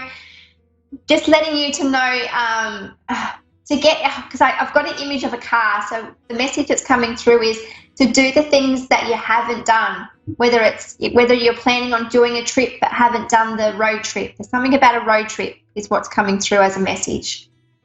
But it was lovely to connect with you tonight. Okay. But yeah, that was the message. Something about a road trip. They're letting me know that they're always together, but and watch out for the lights that flicker at nighttime, because I'm shown lights that flicker. So they're always around you, and don't be afraid to ask for help. But I've also got the message coming through that whether you're deciding to go on a road trip or there's travel there's travel plans around you, but you're not haven't decided whether you're going or not.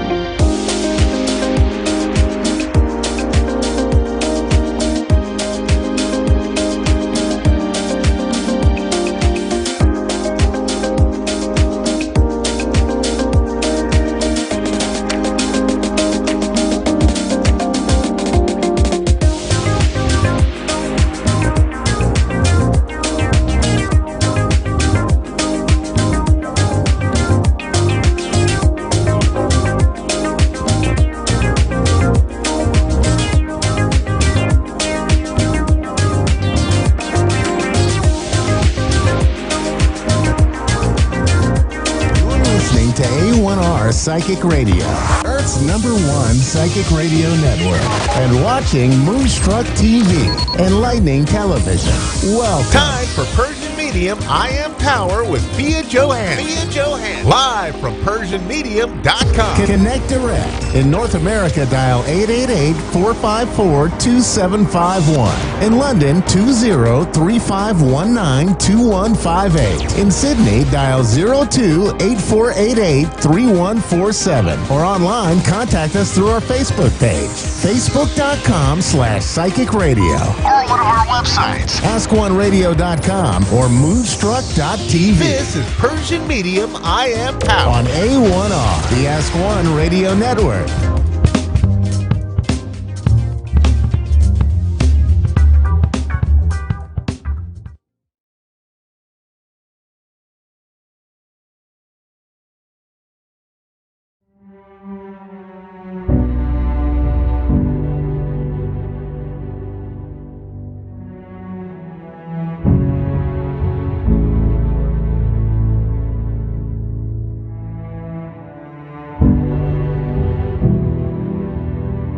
Thank you. Thank you, Mother Nature. Thank you for all the gifts and all the blessings. We hear you loud and clear. We hear your aching heart. And we hear your call for renewal. Thank you, coronavirus. Thanks for the opportunities. Thanks for the opportunity of a lifetime to gain an unparalleled enlightenment. I thank the universe for the opportunities it is providing us now. The opportunity to slow down and reflect on our lives. The opportunity to rethink our being and the purpose of our lives. The opportunity to spend time with those around us and our loved ones. The opportunity to better get to know my partner, my kids, the love of my life, my parents, and all. The opportunity to re-evaluate our lives and our life directions as well as our purposes. The opportunity to refocus, re-energize, reorganize, rebuild ourselves. The opportunities to get out of our busy and self-focused lives and pay attention to the world around us. The opportunity to value our friends and social interactions. The opportunity to have access to product and services when we want them. The opportunity to recognize and appreciate things in our life that we did not even see before. The opportunity that we love another. The opportunity to see that even the pretty faces on TV are nothing but an image. The opportunity to realize that my worth is not my status. The opportunity to understand that we all need one another. The opportunity to believe in ourselves and believe in our power and believe in God. Thank you, COVID-19. Thank you, coronavirus. Thank you for value our friends and our social interactions. For the opportunity to have access to products and services when we want them. The opportunities to recognize and appreciate every little things in our life that we did not even see it before. Thank you, coronavirus. Thank you. Thank you and thank you. Thank you for allowing us to put aside all our problems. Thank you for stopping us. Thank you so much. Thank you for making us appreciate the luxury we lived in. The abundance of products, freedom, health, wealth, love, and anything we wanted.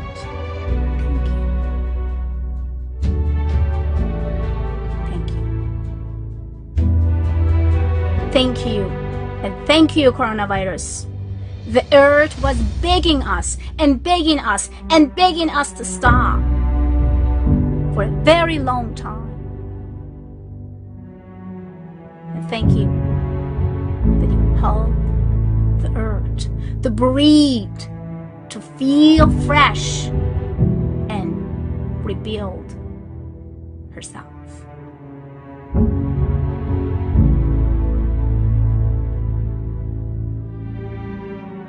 This virus is with us, is an inside of our brain, our mind, our body, our soul.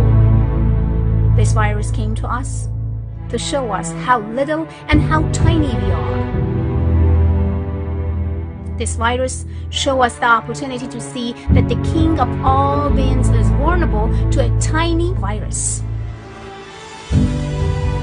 This virus came to our life to show us that we are nothing than just soul. And this virus came to our life to show us to be kind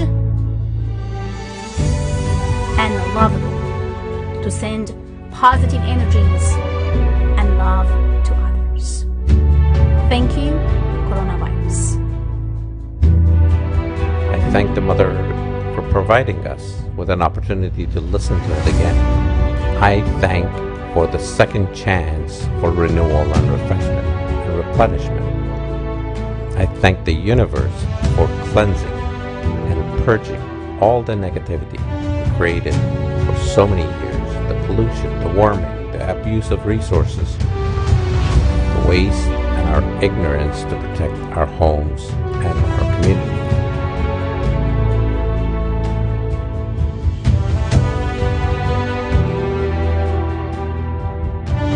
The nature is acting and reacting to our misguided ways. Isn't it time for us perhaps take a page from the lesson to recognize what's around us? Thank for the blessings that are coming our ways each and every day. I trust the universe to guide me, protect me, and direct me to being better than the day before. I thank all the gifts that I receive each and every day in my life.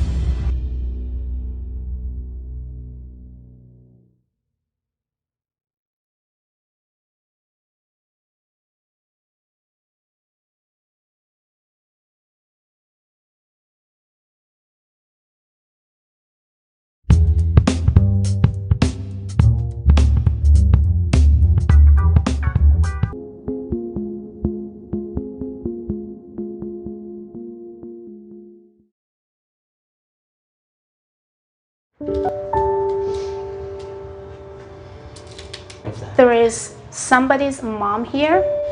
She directed to you right now. Fee was actually channeling my mother. I have her right now with me.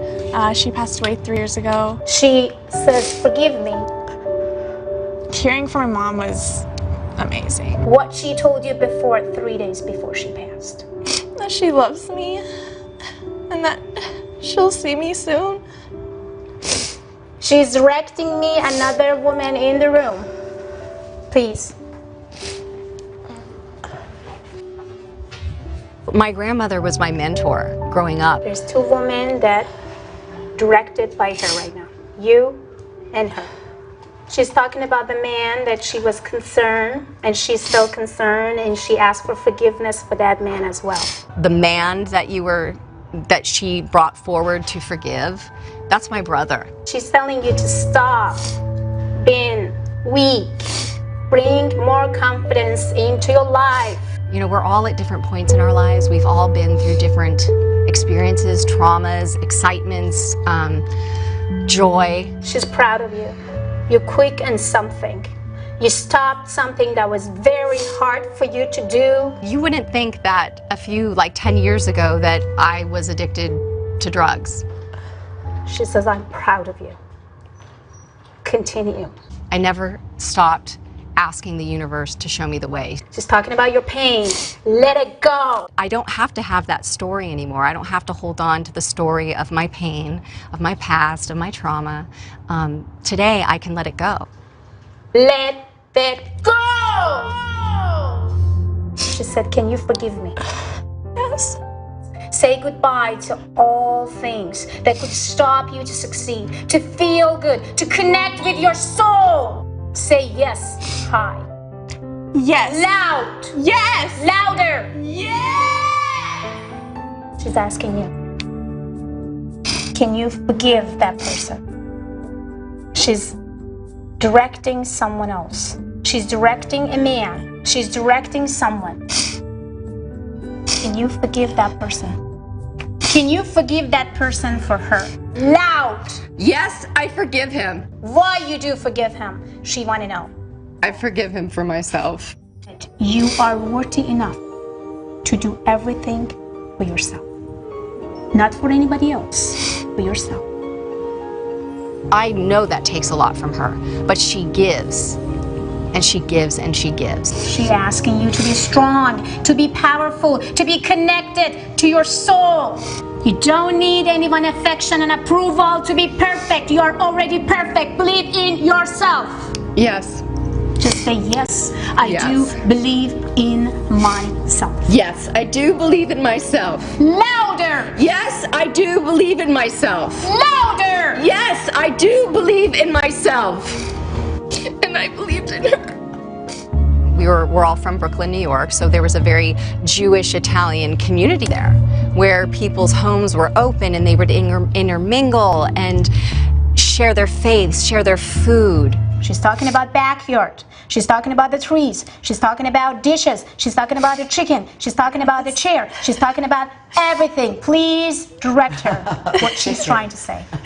Nana's house. Nana's. My mom's house. We all lived together. I mean, they lived there with my mom and my dad. They were always together. We were always together. Always cooking. She actually made a better chicken parmesan than my mother. Yeah, hers was better. Hers was but don't tell her that. Yeah, don't tell my mom that. Don't tell Nana. There is a power in sadness. There is a power in pain. And the power comes when you overcome it. Talking to her really helped me, I think. It's definitely gonna kind of just clear my mind of all the negative thoughts that I had.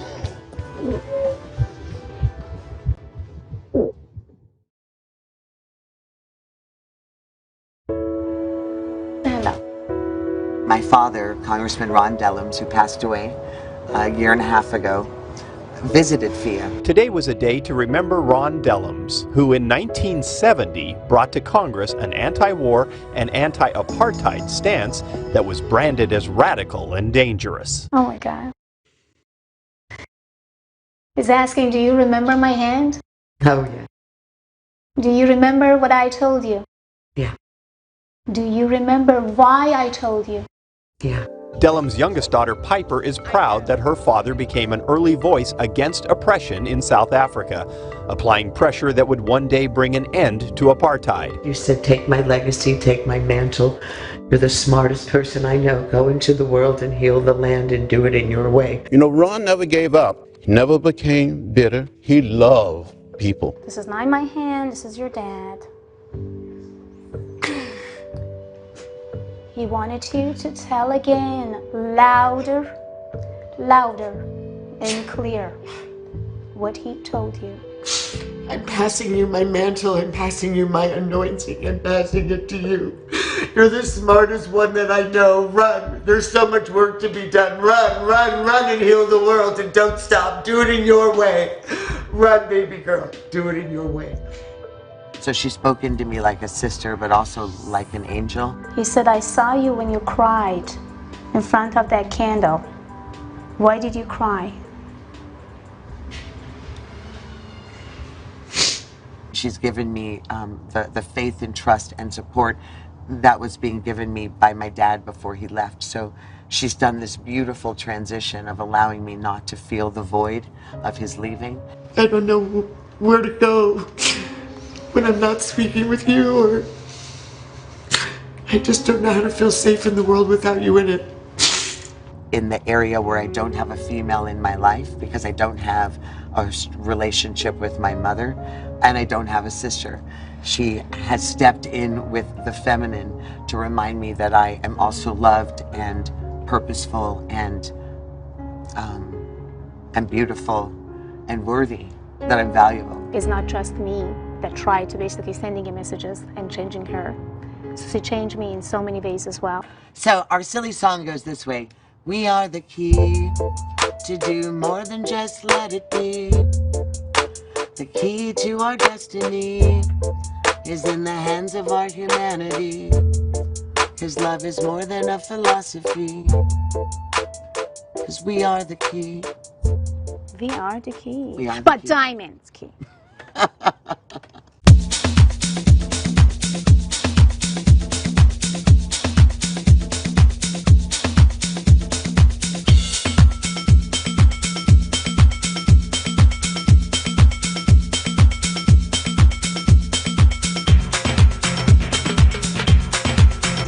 So naturally to me, I never decide for any of those messages.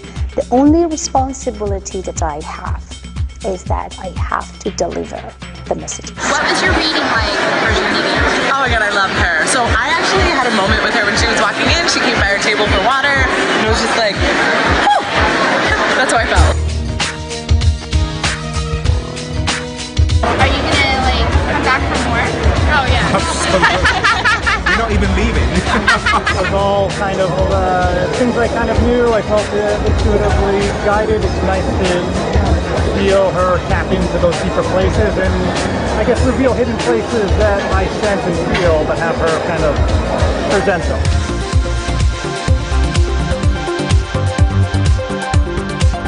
She said, I'm going to meet a man who's going to come right to me. It's been quite a while, and if that happens, I'm going to be in huge debt to her. This was a great reading today because it lifts my spirits. Spirits have been depressed for a while because of adverse happenings going on. I'm very pleased about that. I went to her workshop yesterday and it was awesome. Yes, and I got her book, so I'm excited about that. Well, this is the only reading I've done and it's the only reading I would do. And it's because I just know that. She told me things that I already knew. And then she also told me things that I was surprised at. Like she could read me. Like things I was in denial of, she was actually reading what I was in denial of. So it was wonderful. It really happened. I didn't say a word. She just knew exactly how I felt about it. You know, she's absolutely right. So it's kind of like you have the answers inside somewhere, and she kind of validated what I was thinking.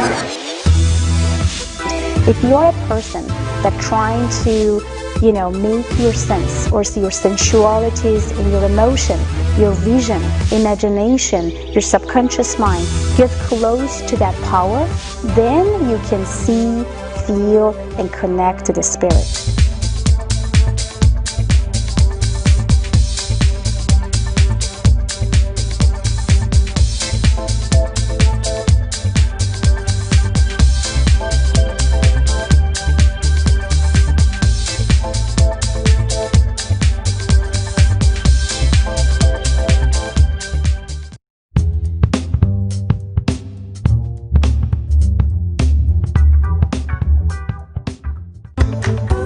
Next guest is a celebrity medium, a clinical hypnotherapist, a holistic healer, and holds a master's in psychology. Fia Johansson is known as the Persian medium, and she's even worked with intelligence agencies and law enforcement to find answers in cases. She also wants all of us to discover our best selves. Fia, good morning. Good morning, Heather. Thank you so much for your time this morning. Thanks for having me. I just want to start with, when did you realize that you had this ability? I was 7. 7? It was a very hot summer. A friend of mine came to my house and we played, we had fun. 3 hours later, they wanted to go home. I said, don't go. They said, why? I said, because I see that your guy is going to have a car crash. Ooh. Of course, they didn't listen to me. They had to go. 40 minutes later, our phone rang and confirmed that they had a car crash. Oh my goodness, were they okay? They've been completely okay, but what I saw in my vision at that age, it was scary. It was colors, visions of car crash, and my friend's face, who basically had some blood in. I was very scared. It took actually 4 years for me to discover why I see things before they happen. Why did people connect it to me? Why I am connected to unknown? And what's wrong with me? So, because you don't have anybody to talk to. No, nobody would be able to relate to what you're seeing or experiencing.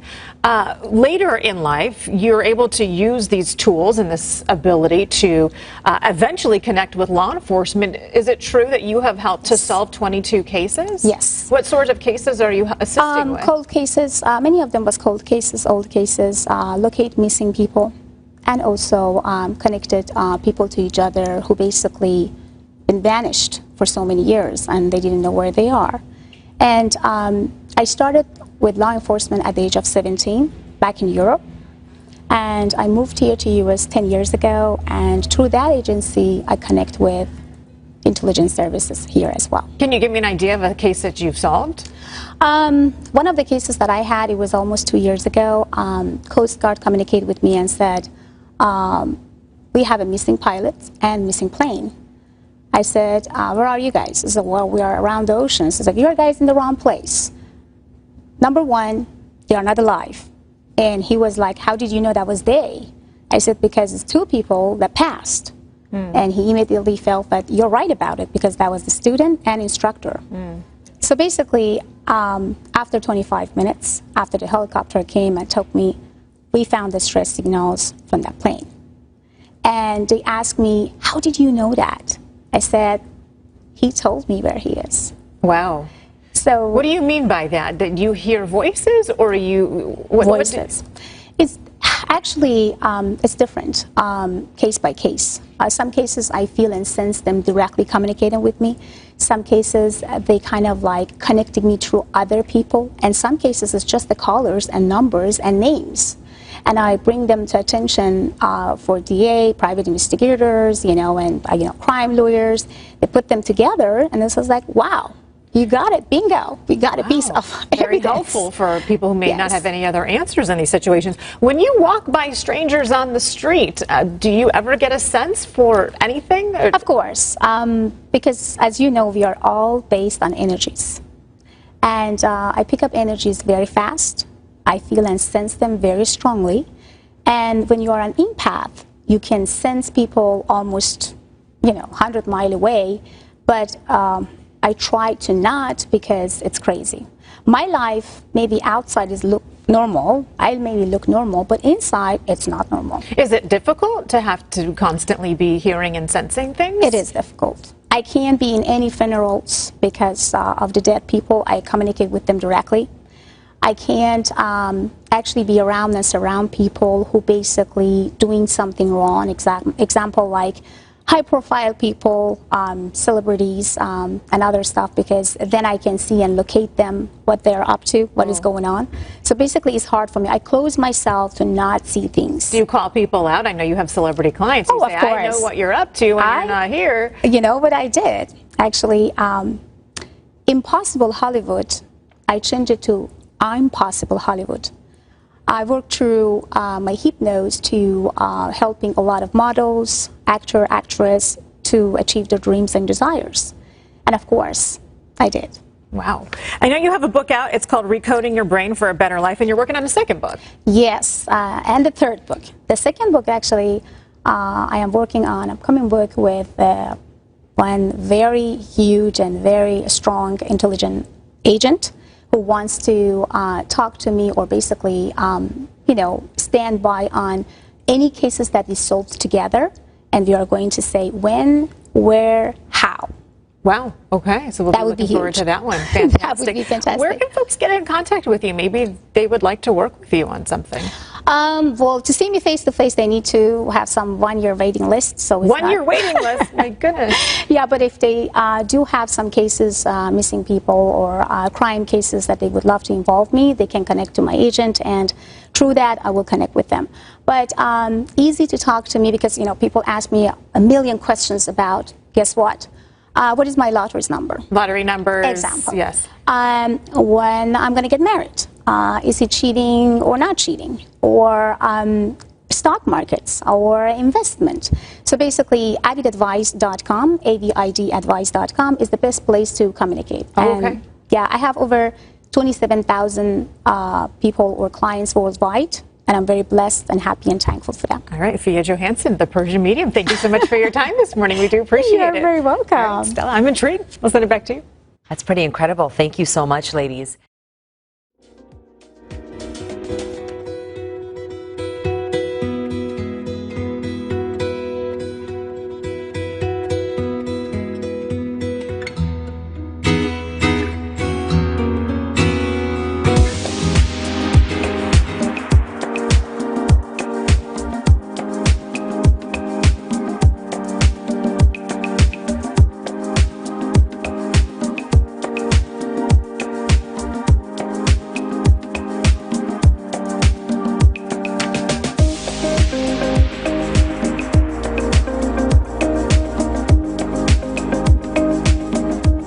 Welcome to Avid Awakening, a beautiful, gorgeous wellness center who will adjust you mentally, emotionally, and physically. Also, it will help you to manifest your finance, anything and everything you desire for.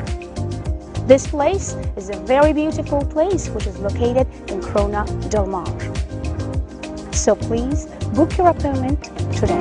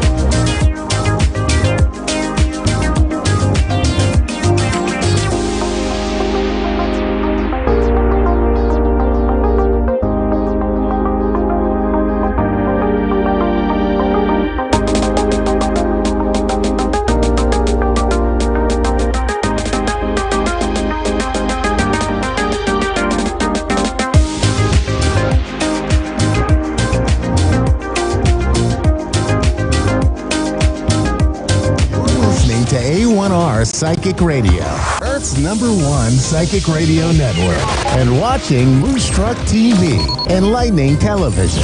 Welcome. And now Australia's Psychic Cowgirl with Tanya Reid.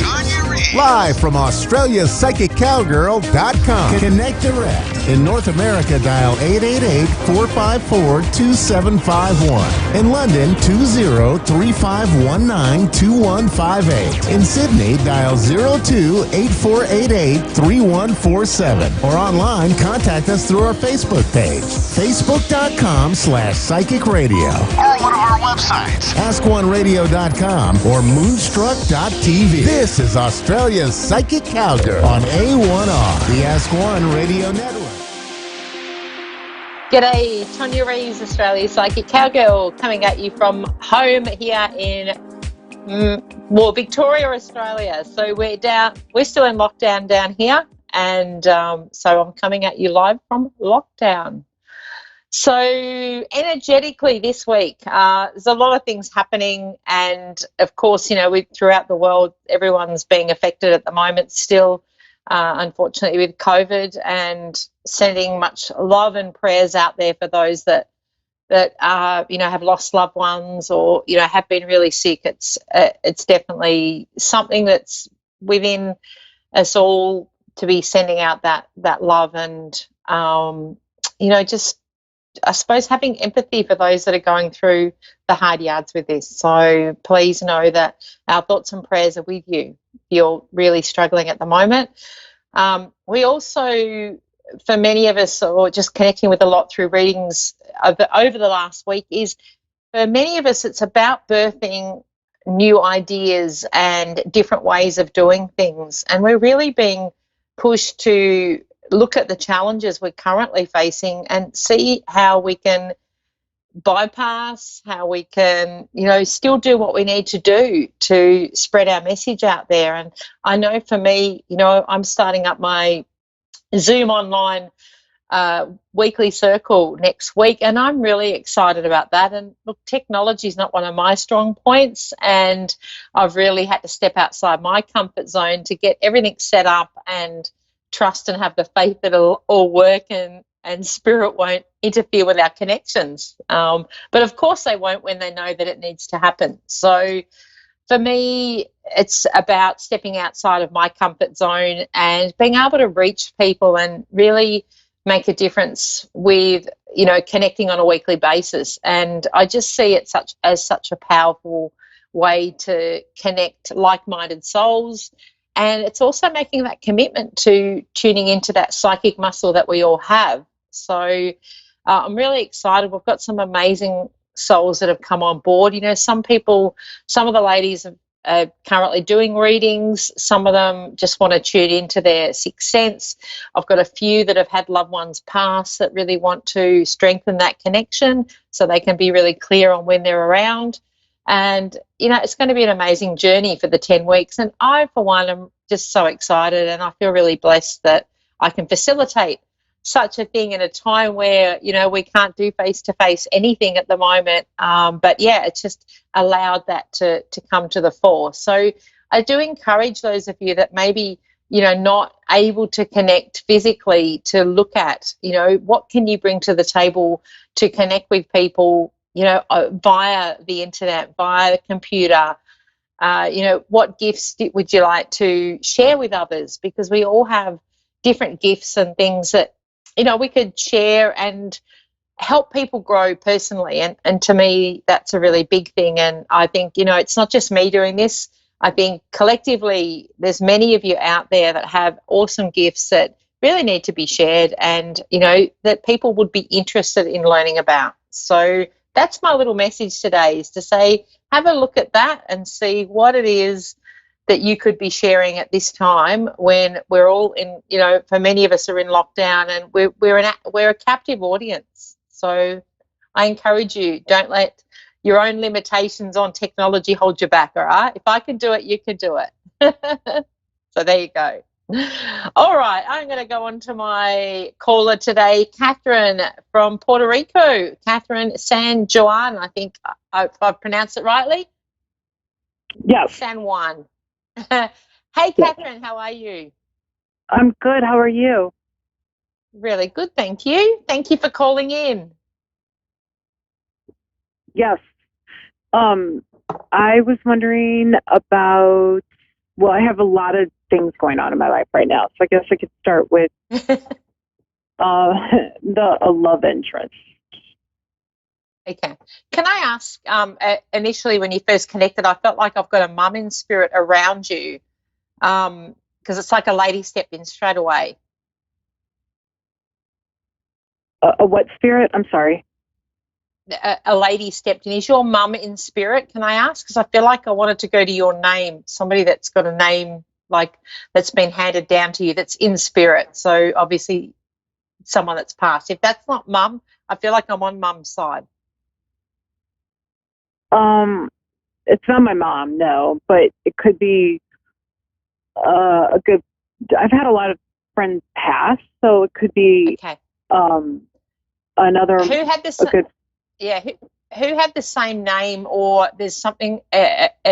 She's referencing her name being similar to yours, or the same middle name. There's some connection to your name with this lady coming through. I mean, I have an aunt, maybe, but we weren't close. I'm trying to think. I can't think of anyone except for her, but we're not really that close. We weren't that. I mean, I feel so bad. I mean, no, that's fine. Well, I'll keep going with the message because I don't want you. It's like they want to come in to give you. There's lots of stuff around for you, and I'll continue on and I'll get evidence as we go. All right, so we can work out who it is. Okay. But I do want to say with love interests, it's for you. There's been a lot, and not just with love interests, but I want to say with people around you, it's letting go of those that no longer serve you. So there's been something around. And I want to go to, 2020. This year has been a real revelation for many people. And I do want to say that applies to you as well. You have also been, or what Spirit has shown me, is you've been diverted. So I feel like possibly before everything's taken off as it has, you had a plan in mind, but it's actually changed now. And it's almost like something better is coming up for you than what you're initially thinking. So I do want to say, don't worry about what you think you may have lost, or, what you might look at and go, damn, this has really not enabled me to do what I need to do, because there's another plan that's kind of bigger than what you were initially thinking. And I'm excited with that. So I do want to say that's around opportunities and moving forward for you. And can I ask, was there something around you relocating before all this happened? Yeah, so I relocated here, and thinking that I was going to be with my twin flame soulmate, but it just is not working out. And I know someone else, and he keeps from my past, and he keeps coming up. I don't know him that well, but he's like, I could see us together, and my plan is to create a retreat, like a spiritual retreat, and use a lot of my energy work, like I do shaman and stuff, and Reiki and energy spiritual coaching, and then invite other spiritual coaches to it. And I'm just not really, I was thinking more Mexico, I don't know, like Oaxaca area. And and I'm also, I'm sorry, wait. No, you're all right. Keep going. Oh, I'm also in the middle of writing a novel too, and I kind of put that off, and now I picked it back up again, and I have an editor, and she really likes it, and she's like, just focus on that right now, because it is such a weird time, and the traveling thing. But yeah, I'm just really considering moving to Mexico, and I don't know. I mean, it sounds really crazy, but. No, not at all. Hey, come on, you're talking to someone who's really spiritual as well. I'm picking up what you're putting down, and it's like, I'm excited that you're following your path. And it's almost like this has happened for you to reevaluate. So it's almost like you said, you've moved with the twin flame. And quite often that doesn't always, you can connect with somebody on that level, and it doesn't mean you necessarily you feel like there's been that reassessment with this lockdown. So where you're locating now is way better. And it's like, I do want to say, even besides the twin flame where you are now, it's like there's something that doesn't sit with you being where you are. You don't feel like, and obviously with what you've explained, you're quite spiritual, but something just doesn't quite fit. It's not just about the relationship, it's about the relocation as well. So you are definitely moving, but it's like bigger and better. And I'm excited that you've shared about your book, because it's like you have this unique story to tell, and it's like nothing can get in the way of that. And that's where I feel with the relationship, it's like that needs to fall into place first for then you to step into that connection with relationships with that because I see somebody that's spiritual as well that you're going to connect with, and I feel like they might be a little bit older than you, but not that they look older, but they've got a wiseness around them. Yes. But I do want to say, he's like maybe 10 or 11 years older than me. It's funny, he said, and then he was. Sorry, you're fading out a little bit. We just got a little bit of a something with the connection at the minute, so I'm just getting little bits and pieces. Yeah. See if Dave can. But the last thing I heard you say to me, and yeah, he is, and I mean, I don't even know him that well, but it's very interesting, and it feels now and hello. Yeah, sorry, I'm listening. Yeah, you're back online again. I couldn't catch all of it before, so I'm here. Yeah, so it's like there's a connection. Yeah, so it's cutting in and out a little bit, but I'll keep going with just what Spirit is showing me, because you'll resonate, and this will at least be some info that I can share with you before we run out of time. For you, following your talents and gifts is what's going to bring about the completion of that right person stepping in. But it's very much like you're going to know. So you really will be in your personal power to go, this feels right. I know this at the bottom of my heart. There's that connection. And it's like you need you're going to gravitate to that person that's going to help you step up and be all that you need to be here. You are here for a purpose. And I want to say follow that, because I feel you're 100% bang on with that, in that following your heart. And it might sound crazy to other people, but you're not here to please others. You know intuitively where you need to be. And that the shamanic part is the part that you're sharing. And you were going to share your life lessons with others, and that's what they're going to resonate with. So it's like you are a gift, and that has to come first.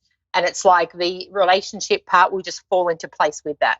So honor what you're feeling, because honestly, I see success around that, and I'm excited. Oh, thank you. So yeah, like his name is Scott. So yeah, I mean, just to kind of, I also feel like that book is just about the opioid crisis. Be successful too. Yeah. No, absolutely. You've got that. The book is relevant, very, very relevant. It's like that's a stepping stone. So please keep going with that. I have run out of time, but thank you so much for connecting, and I have thoroughly enjoyed the connection. Thanks, Catherine, very much. Take care, everybody. Tonya Reeves, Australia's Psychic Cowgirl. Woohoo!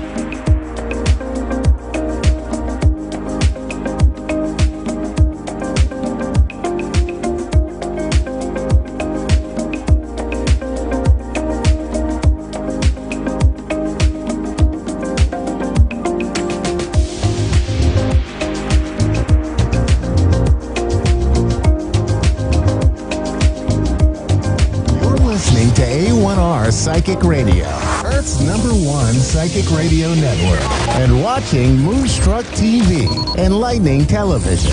Welcome. Time for Sacred Sessions with Jenna Harmon. Live from JennaRoseHarmon.wixsite.com/Jenna Harmon Psychic Me. Connect direct In North America, dial 888-454-2751. In London, 20-3519-2158. In Sydney, dial 02-8488-3147. Or online, contact us through our Facebook page, facebook.com/Psychic Radio. Or one of our websites, askoneradio.com or moonstruck.tv. This is Sacred Session on A1R, the Ask One Radio Network.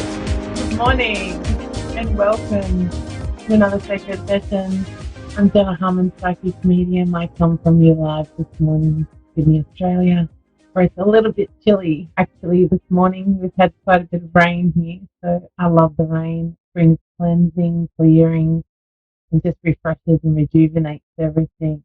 It's actually the 7th show for me this morning, and I actually love that because 7 is one of my favourite numbers. And I just thought for something a little bit different this morning, I thought I might actually set you guys up with a little bit of homework. When people come to me for a private session or a party session or any sort of session, really, I tend to give people homework, and really it's the same homework, so don't worry. It's not like you're going to have volumes and volumes. It's not going to be months and months of, tasks and things like that. But basically what I try and do is I try and empower people.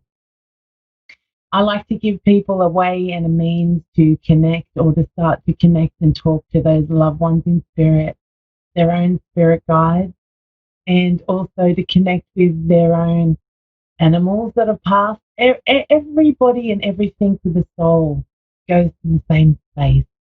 So basically what I get people to do is either in your mind or as in to say out loud, whether you talk to your loved ones out loud or within the mind, you basically ask them to start showing you a symbol. You ask them to show you a symbol so that you know that they are personally trying to connect to you and that they are personally around you. So, for example, I might say to my father in spirit, can I please next time next time you want to connect with me, next time you're around, can you please send me a blue balloon or a yellow bird or whatever it is that connects personally between me and him so that I know he is trying to communicate with me. And it literally is as simple as that. You tell your loved ones in spirit your password or their code, their symbology. It might be a feather. It might be a button. It might be a coin. You tell them what you would like so that you know that they are personally around you. And you try not to tell anybody this password, by the way, especially a reader, so that when you do get your private message returned, you know exactly how authentic it is and how sacred it is. And it's literally how we start to talk to our loved ones in spirit through symbols, signs, numbers, dates, songs. They can come through in many, many ways. But today we're going to have a sacred session, and we're going to have a sacred session with Kelly in Cape Coral, Florida. Hello, Kelly. How are you this morning? Hi, I'm doing good. Thank you so much. Oh, that's awesome. How can I help you this morning, my love? I just wanted to connect with some loved ones if that was possible. And I also wanted to know if you could give me some advice. I am thinking about going back to school and changing careers, and I wanted to know if what you saw in that. Well, I'll address the career-changing one first, but I did write a few things down before we actually had our session today, so I'm going to give you those two because I do find that when I'm sitting here and I'm jotting things down on my pad, they can be for you anyway. So I will give you all of that. But basically, I want to encourage you to make this change, sweetheart. There's something inside you that needs something new. There's something inside you that's not being fed out, so to speak. So there's this humanitarian, this giving, this service feel around you. And I don't feel like I'm able to do this currently. I'm not saying you're in a bad place. You could be in a job that you've been in for quite a while, and it's fine. It's paying the bills. It's doing its job. But I don't feel fulfilled, darling. I feel like there's this need inside of me to be doing something more, being more creative, being able to tap in and kind of hit where my heart expands, if that makes sense. Yes, it does. Yeah, so I want to encourage you to do that. And I do want to say to you, I feel like there will be messages, signs, and directions that are going to come and kind of lead you to where maybe the next step is for you. So with the study, all those sort of things, I do feel you will receive encouragement through signs, symbols. I call them signposts, kind of leading us down our direction. And I do believe that. Now, sweetheart, I would like to say that I do want to say to you that there's quite a few people in spirit around you, to be quite honest. I kind of feel like I want to tap into maybe three to five different energies around the world, but I do want to say that there's very much around you. I also want to say that I want to connect to the dog, to be quite honest. So I don't know if you've had a dog, but I feel like there's a special animal of a dog. I feel like it's a dog. That also needs to be acknowledged. I feel like it's a brown dog. Anyway, I'm not gonna go into dog so much, but I will say this. I want to say that I definitely want to acknowledge the grandmother figure. I do feel it's very feminine, so I feel like I may be connecting to mum's side of the family, to be quite honest. I also want to say, I don't know if it's the smell of the rose, the color of the rose, or the rose itself as a sign, symbol, or flower for you. But this lovely lady comes in spirit. I also want to acknowledge, though, is there a younger male spirit in the world of spirit for you, darling? Okay, yeah, I've lost a lot of friends, and that's funny you mention roses because I've been smelling like flowers lately when I'm not around them. Well, there is your sign and confirmation, Kelly, my love.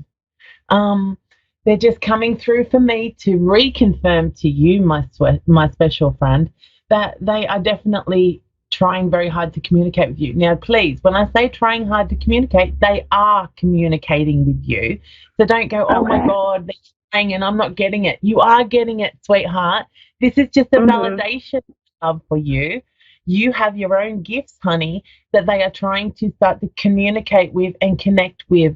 I feel like there's a healing presence with you, my love. So it makes me feel like there's a very big healing modality that could come from you, my special friend. And I say special friend because I feel like there's a special path that is opening up to you. So I don't know if this is your introduction kind of to your new life or what will become your new life or how your new life looks, darling. But I feel like this is an introduction. I feel like you have always been special. I don't know if you dream. I don't know if you see, smell, taste, touch. It doesn't really matter. But they're telling me you have the ability to be of service with the spirit world as well as those of us humans walking around out there. So there must be this awesome, as I said to you, there is a healing compound here that comes from you. I would like to say that the word grace comes up for you, my sweet. So it makes me feel in your energy that there's this beautiful generosity, this beautiful humanitarian heart that comes in from around you. I would like to say that I want to acknowledge there's the younger male in spirit. I also want to say that I don't know if you or someone very close to you has unfortunately lost some little spirits during your journey, but I want to say that I want to at least connect to a little female spirit around you. And I also want to say that I also want to acknowledge that I feel as though there's a younger female of your own contemporary age. So it makes me feel like there was either a friend, a sister, a cousin, those sweethearts you. My sister. Okay, sweetheart. And I feel like she's the one that kind of brings forward the little spirit with her. So whether it was yours or hers, I will say to you, she comes forward. I get the number 4 very clearly with her and you. So I have to say it's either family of 4, the month of April, or something to do with the number 4, sweetheart. I also want to say to you, I bring white flowers to you from your sister. So she's telling me she's at. I just actually, I went to her grave this weekend and I left white flowers in her grave.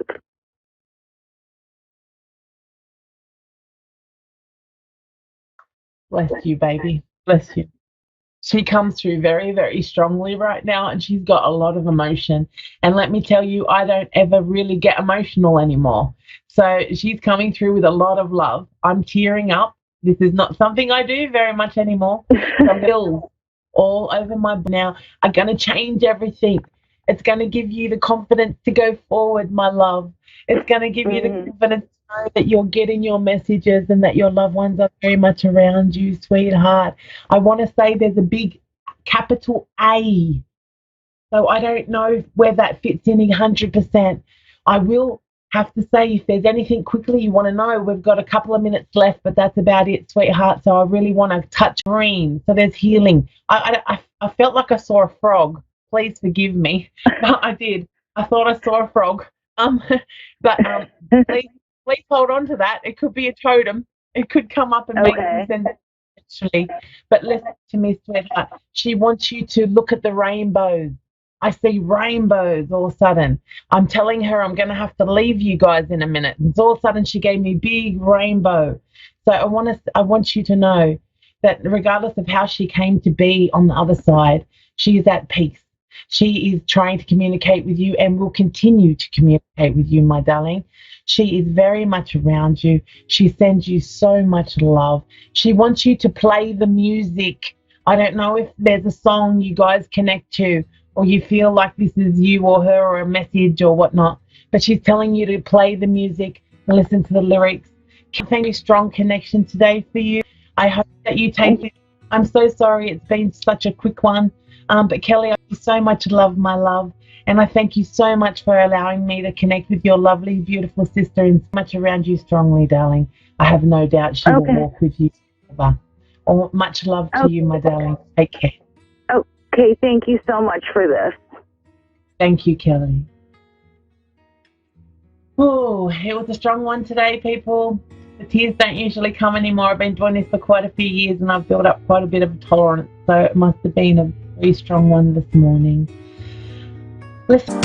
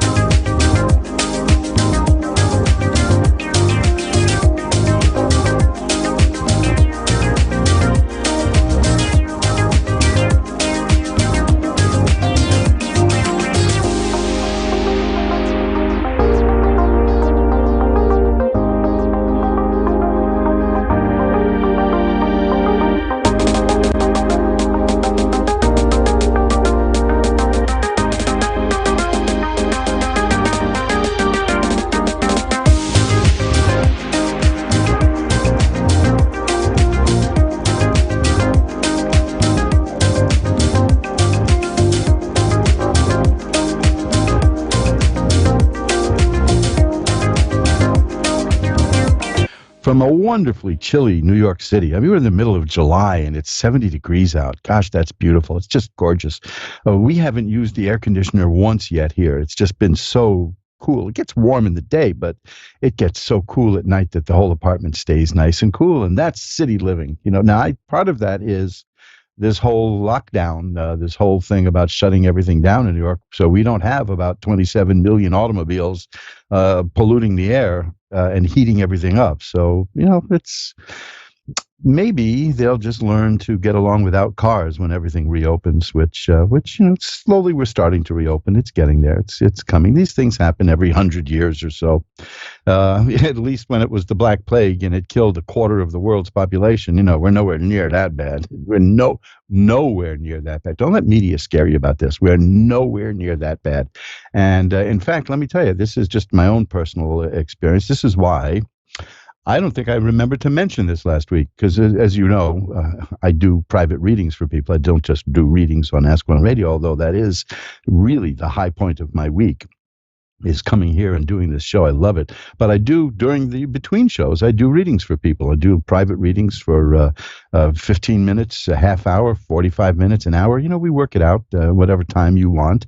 And I have you can check it out at my website, magic-works.com. There is a price list there, but I mentioned the prices, crass money, right? Because I'm taking 10% off, maybe more if you want. I mean, everything is negotiable, but we'll start with 10% off and see what happens, because this is why you didn't hear me much in April and May and part of June. I had that virus that was going around and I survived. This is my hallelujah, I am not dead sale.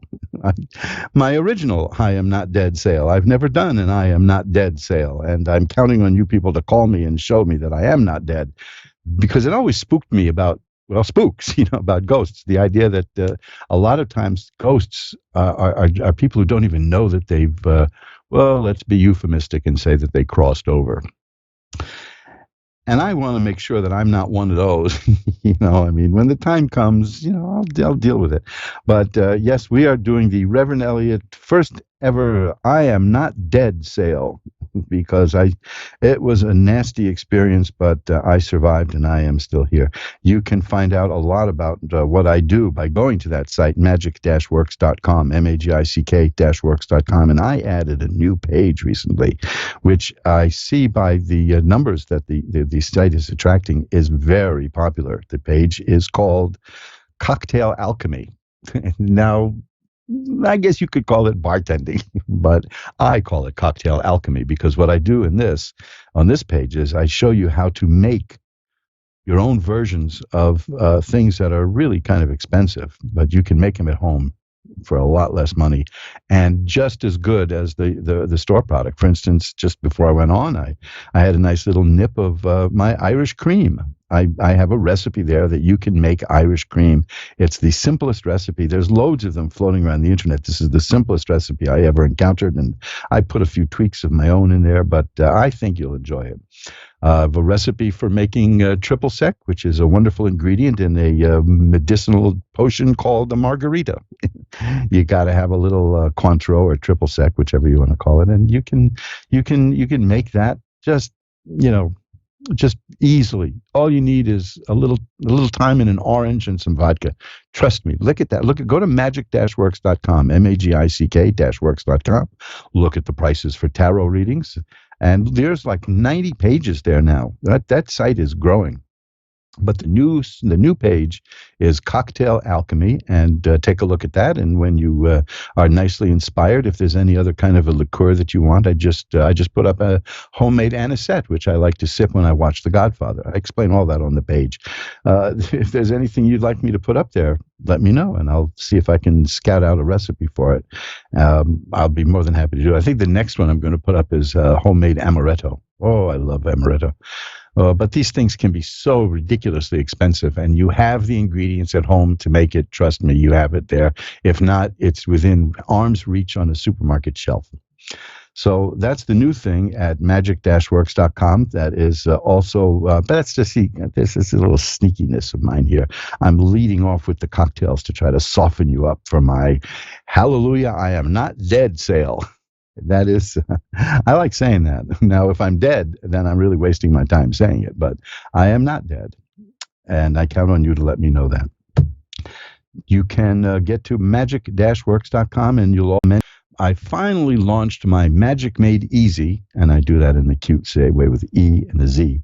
Magic Made Easy. I had this idea that there are a lot of interesting books on magic. I have a whole list on my website of occult books that'll teach you how to do the magical arts and teach you what you need to know and get you started and get you going in it.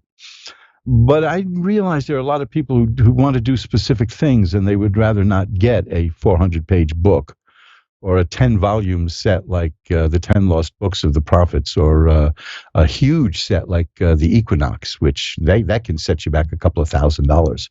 Although in just the last couple of years, it went into the public domain here in the United States, so it's no longer under copyright, and you can get inexpensive copies, but you want to be sure you're getting an accurate one. So if you really get a good copy, I'm looking at my copy right now on my bookcase, that cost a few $100s. 25 years ago when I got it, and it's now selling for about $3,000.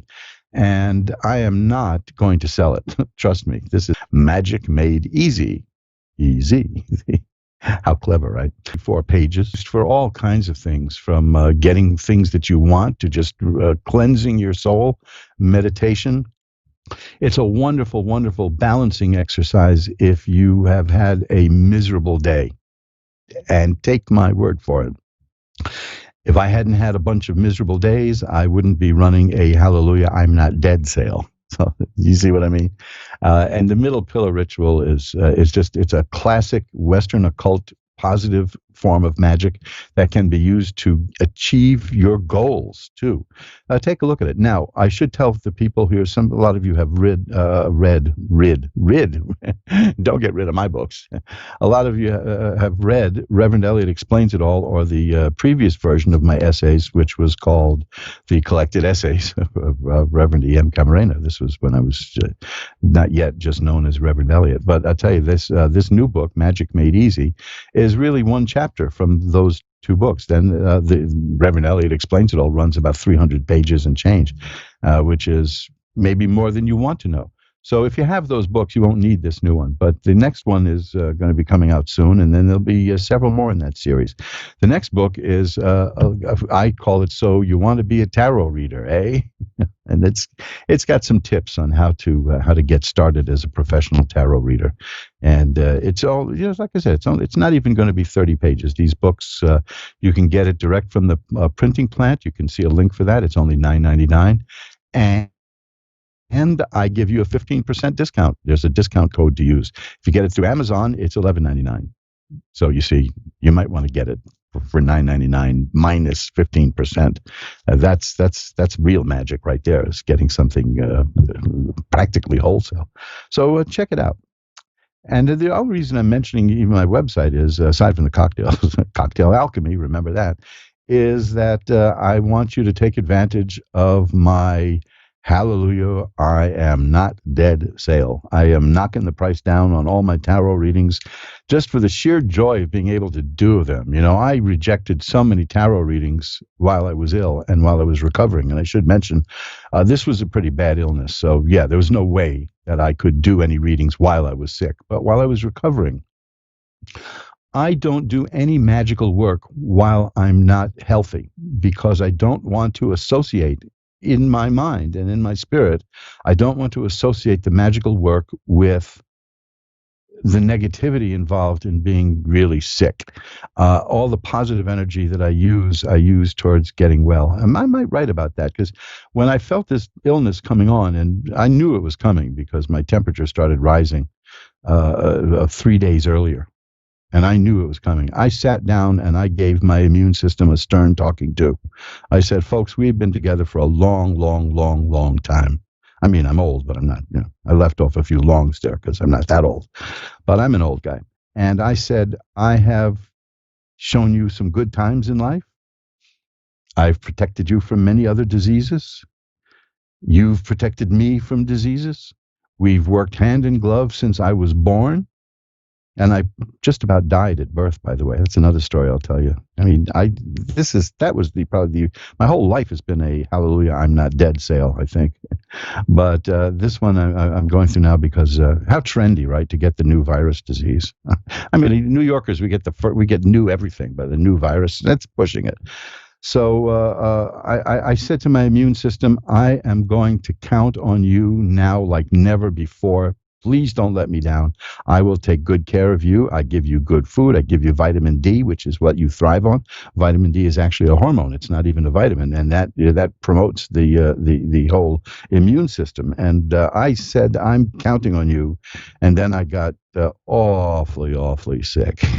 And that's why you guys didn't hear me for a few months. I came back last week I was back, and I don't even remember if I did a show the week before because things have been pretty shaky around here.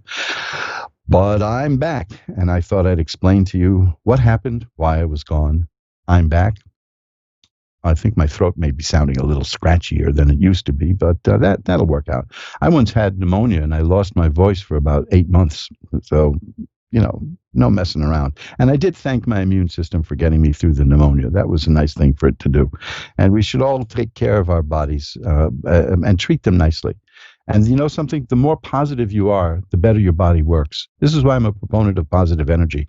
Did you know that fear causes stress? Of course you know that. And did you know that stress stops your immune system? So the worst thing that you could do, especially in times of a pandemic, the worst thing you can do is live in fear. Don't be afraid. I know some people are so into being afraid, it's sad. I pointed out to somebody last week that it was only 0.84% of 1% of Americans have gotten this disease. Not even 1% of Americans have gotten this disease. And she got mad at me, and she will never speak to me again. How dare I do that? How dare I reassure her? So, hey. It's fear. Fear is more contagious than anything, and living in fear will, ask your doctor, living in fear and stress will put you into the fight-flight system. Your adrenaline will pump, the blood will be pulled out of your brain and out of your gut and into your arms and your legs, and that's how fear works. That's why you get jittery when you're afraid, because you're getting ready to bang, take off, run like the wind. And in order for that to happen, your immune system shuts down. Any doctor will tell you that. Now, it's easy to say to somebody, don't be afraid. But one of the few things that you can do is realize that there are people out there who have very highly paid jobs. They get paid millions and millions of dollars to generate fear. There's always something. I told people last year, over a year ago, I said the next big thing to be afraid of is coming, and you don't even know what it is yet. But when it comes, they're going to make sure that you're scared to death of it. Okay, dump the fear. That's my big message. Unmasking Fear is a book that should be read by everybody.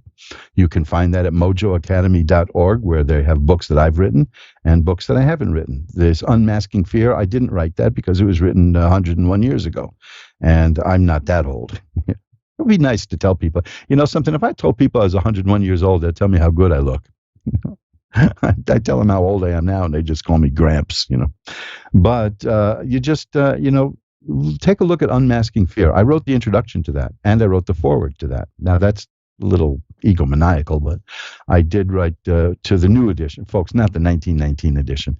I wrote two articles at the beginning of that book to bring it up to date and show how it is still relevant today, because that book was written at a time before we had mass media, and mass media, folks, is dedicated to keeping all of us in a state of fear so that we keep tuning in to find out when we can stop being afraid. But have you noticed there's always something else to be afraid of? Drop that baggage, folks. Drop that baggage. Fear has its place. I have a whole article about fear, and Reverend Elliott explains it all. Fear, of course, has its place. Fear lets you know that that you've encountered something dangerous. But for goodness sake, don't live in a complete state of fear. And that's what we do with tarot cards, is we take a look at what's coming. We take a look at what we can see through the magical window that can maybe ease our fears. and don't even think about those movies that somebody reads the tarot cards and everyone in the room dies. That just doesn't happen. I like Dr. Terror's House of Horrors. It's a fun movie with Peter Cushing and Christopher Lee, but they have a phony set of tarot cards, and that is not good. Now let's get to the readings, huh? I've explained my absence. I've told you about my Hallelujah, I'm Not Dead sale. And hey, there's nothing left to do now but go to the readings. So what I'm going to do is what I always do. I'm going to ring a bell 3 times to declare sacred space. And now we'll pull back the curtain on the magical window for Elizabeth in California. Hi, Elizabeth. You're on with Reverend Elliot. Hi. Hi, how are you tonight, Elizabeth? I'm fine, thank you. How are you? I'm doing well, doing much better than I was a month ago. What can I look at for you? I wanted to see if, see if any of my family members who passed on had any messages for me. Have a message? Okay, let me see what I can do. I'm going to shuffle up the cards now that I know what you're interested in looking at. And there we go. Master of sound effects, right? Let's see what we've got now.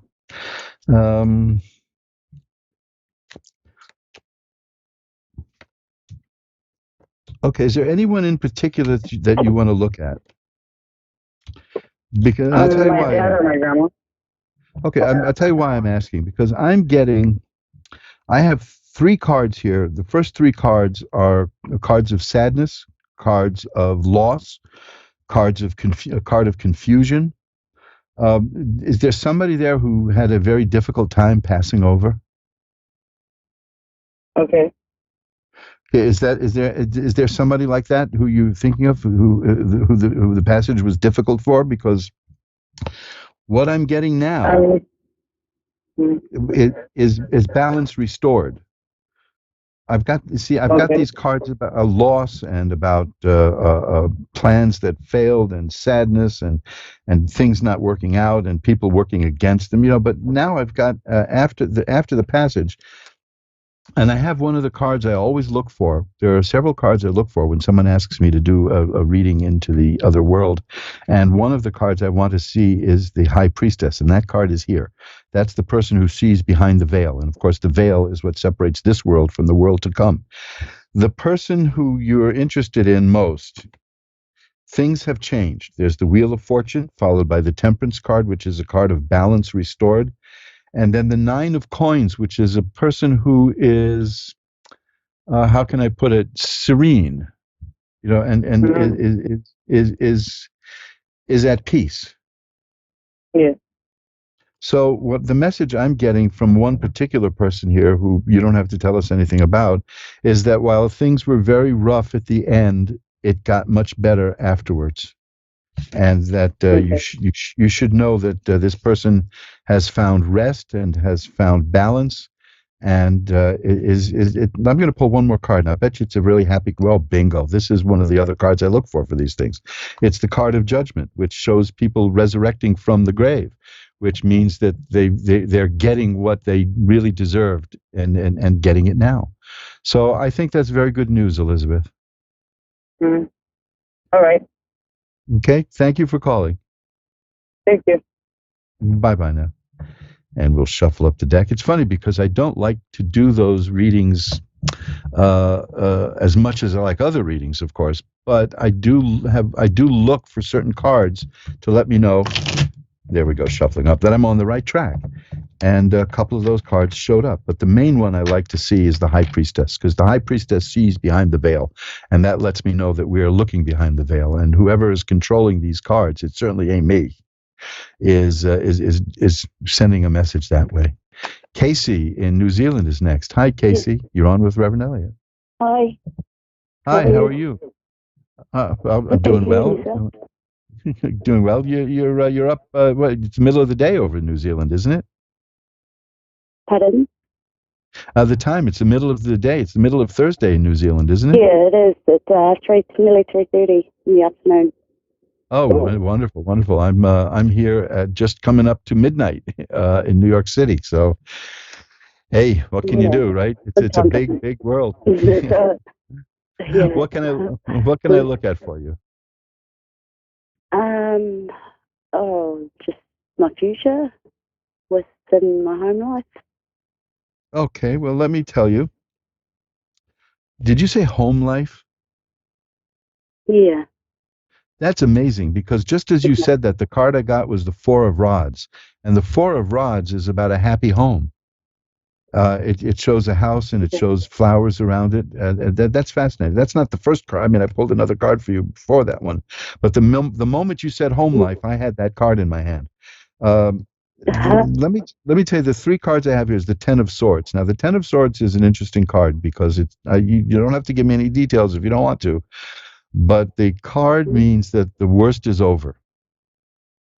Okay, that's what that card means. That means a lot of people interpret that as meaning death because it shows a person lying face down in the mud with 10 swords in her back. Now, that isn't death. I mean, that looks gruesome, but what it means is that life has thrown its worst at you and you're still here. You're still here, and the implication is that you're going to get up and it's going to be fine. Life has thrown some bad curves at you, but it's over and things are changing. Now, that is immediately followed by that card about a happy home, the Four of Rods. Now, the next card is the Ten of Coins, and that also is about a happy family. And it's about children and grandchildren and great-grandchildren and great-grandparents and your whole line of ancestors and descendants. It's your place in that line, and it's a very happy one. And it's I don't know what to tell you other than I think you expected that because you asked about home life just as I pulled that card, the Four of Rods. The one more card I have for you is a major card. It's called the Star, and that is a card of optimism and hope. So I think you've had some bad times lately, have you? Yeah, and now. Well, that Ten of Swords is the card that says it's over. Okay, things are going to be turning your way now. It's a card that looks frightening to people, but it isn't frightening at all. It's what you want to hear. It's really what you need. It's the card that says that the worst is over. And then the other cards are all about happiness and a good home, and it's just clear of trouble, So I think that you deserve it. These cards are saying that you fought your way through it and you've coming to the happiness now. So keep an eye out for it. Okay, good things are coming your way, Casey. That's not. I'm not even going to cop out by saying it looks kind of, sort of, maybe like that. I'm saying it's definitely good stuff coming your way. Okay. Yeah. Thank you. So, my pleasure. I hope that makes you feel a bit better. Keep it in mind. I mean, if things are going to take a turn for the better, but if it takes a little bit of time, and it won't take long at all, it'll take a little bit of time, just go to askoneradio.com and go to the archives and listen to this reading again, because it is a very good reading. And the first card you got was that the worst is over, and the second card was about a happy home just at the moment you mentioned your home life. So you're in for in other words, you're going to get what you want. So that's good. I like when that happens in life. It doesn't happen as much as we want, but right, they're your cards. So I'm just reflecting what they showed me to tell you. So enjoy it, because you're heading for a good time. Thank you very much for calling. Bye now. No, thank you. Okay, bye. And we'll shuffle them up. You're listening to Reverend Elliot's Magical Window. I call it the Magical Window because the tarot cards let us see things that our senses don't perceive. And we see the future coming around the corner. And, this was a caller who was concerned about the nature of the future. And given the recent past, I don't blame her, because I could see that there were big troubles in life and that those troubles were ending now. That's the good part. It's amazing to me that the minute Casey mentioned looking into the home life, if you listen back to this reading at the archive, and there's 296 other shows of mine at the archives. Tonight is show 297. I was stunned for a moment. I was shocked because I said, "Did you just say anything about a home life?" Because that was the card I got. right at that moment. So here I am in the city of New York approaching midnight, and there's Casey in the middle of the afternoon in New Zealand, and the cards just linked us together. She had such a bond with those cards, and the cards are saying that the cards linked up to the desire for a good home life, and there it was. And that's, we can do a lot more of that in a full reading, even if it's just a 15-minute reading, which, and all my readings are quite affordable. And even more so because I'm knocking 10% off for the Hallelujah, I'm Still Alive sale. Talk about the worst being over, right? This is a card that I like to see. So get over to magic-works.com later. Not now. Not while you're listening. M-A-G-I-C-K. I spell it the old-fashioned way. Some people pronounce it magic. But it's magic-works.com, and it is filled with all kinds of fun stuff, not just the cocktail alchemy I told you about, but lots of interesting recipes for things, too. I love cooking and making things. So you have my eggnog recipe is in there, and we're going to be coming up to the holiday time soon, and it will be eggnog time, and you might want that. I've got a pumpkin pie recipe to die for, but please don't die. I have a pumpkin pie recipe there that goes back to colonial times. You've got to taste it to believe it. And I'll tell you something else. I mentioned this on the page at my website. You can make any pumpkin pie recipe with sweet potatoes instead of pumpkin, and then nutritionists classify it as food, not just dessert, but food. Sweet potatoes are high-powered food. So you can adapt my recipe, just use the same amount of sweet potato instead of pumpkin. Whitney in Ohio is next. Hi, Whitney. You're on with Reverend Elliot. Hello, can you hear me? Oh, there you go. Yeah, I hear you now. Yes. I'm so sorry. I'm having difficulties with my phone. I'm hearing an echo. Let me see if I can. Well, I've got you now. It sounds better. Do you hear me all right? Is that better? Yeah. Yes, that's much better. Why don't you? So let me know what I should look at, and I'll get right to the cards. Okay. I just want to know about the future. Oh, okay. Well, I'd say the future is coming. The future is coming at the rate of 60 minutes per hour, right? So let's see what we got. Okay. Now, the fun thing about looking at the future in tarot cards is that it's not written in stone. The future now is not going to be the same as the future a few minutes from now, because you'll have more information. So I do tell people there's no such thing as bad news. There may be news you don't want to hear, but it's good to know. Now, what I've got for you is interesting stuff here. The Ace of Coins is the first card. That means there's a new income stream headed your way. Are you looking for new work? Or are things changing in your work life? Pardon? I'm looking for new work. I am. Okay. Well, the Ace of Coins tells me you're going to find it. The Justice card is here. That tells me that you're going to get what you deserve. Were you cheated out of something recently, or do you have something going on in a court? Yes, I actually do. I'm going through a divorce right now. I'm in custody issues. Okay, well, there you go. Let me tell you what this is about here. The Justice card is, whenever I see that, I ask if there's a court case. And maybe once, every once in a while, the answer is no. But you see, that leads to the next card, which is the Six of Coins. Again, you have the Ace of Coins, the Justice card, and the Six of Coins. The Six of Coins is a card of getting money. Now, whenever I've seen the Justice card and the Six of Coins together, that tells me that something's going to be happening favorably with you in terms of courtroom. Okay. I think you're going to. It's not going to be easy because I've got the Five of Rods here, which is a card of stiff competition. Now, that is not insurmountable competition. That's not like heavy-duty warfare. That just means, your lawyer might have to be on his or her toes. And I always throw the her in there because I've been married to a lawyer for 35 years. But this is it's very good. The stiff competition will not get in your way, because I see the next card is the Ten of Cups, and that's perfected happiness. I'm looking at you having getting what you want. I'm looking at the new job is coming up. You've got that's the new income stream. The court cases in these cards. The Six of Coins, which is a card of getting money, and then the Ten of Cups, which is a card of happiness. That's telling me that I think what I see is that you're going to be satisfied with the way the court case works out. Now, if it doesn't work out immediately, the way you want, don't. This could be a long-range snapshot. Don't let it get you down, because sometimes it takes a while to get what we want. But I do see that ultimately you're going to be happy with what you get, and you're going to be happy with the way it works out. And there's money coming your way, and it's going to be as a result of the court case. Okay. Okay. So the tarot card, you have a good connection with the tarot cards. I asked you if you got a new job coming up or if you're looking for a new job, and you told me that you just started one. The Justice card, I asked you if you have anything going on in a court, and you told me you have.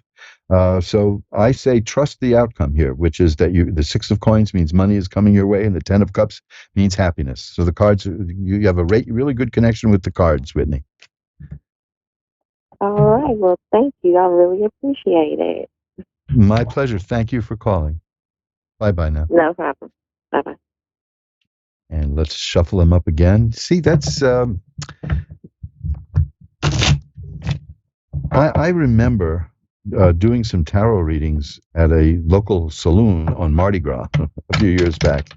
In fact, this new book that I'm putting together, the brief book on tips to become a tarot reader, has a photograph of me there doing that, in white tie and tails, no less, And the first person I read for there was flabbergasted, because I said, these cards show that you've got an ongoing court case that's been going on for a while.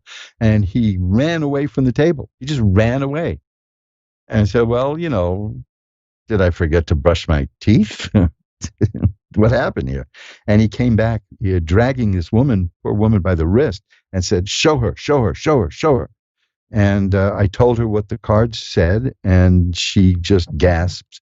And they sat down, and I remember them because they were involved in a very long court case.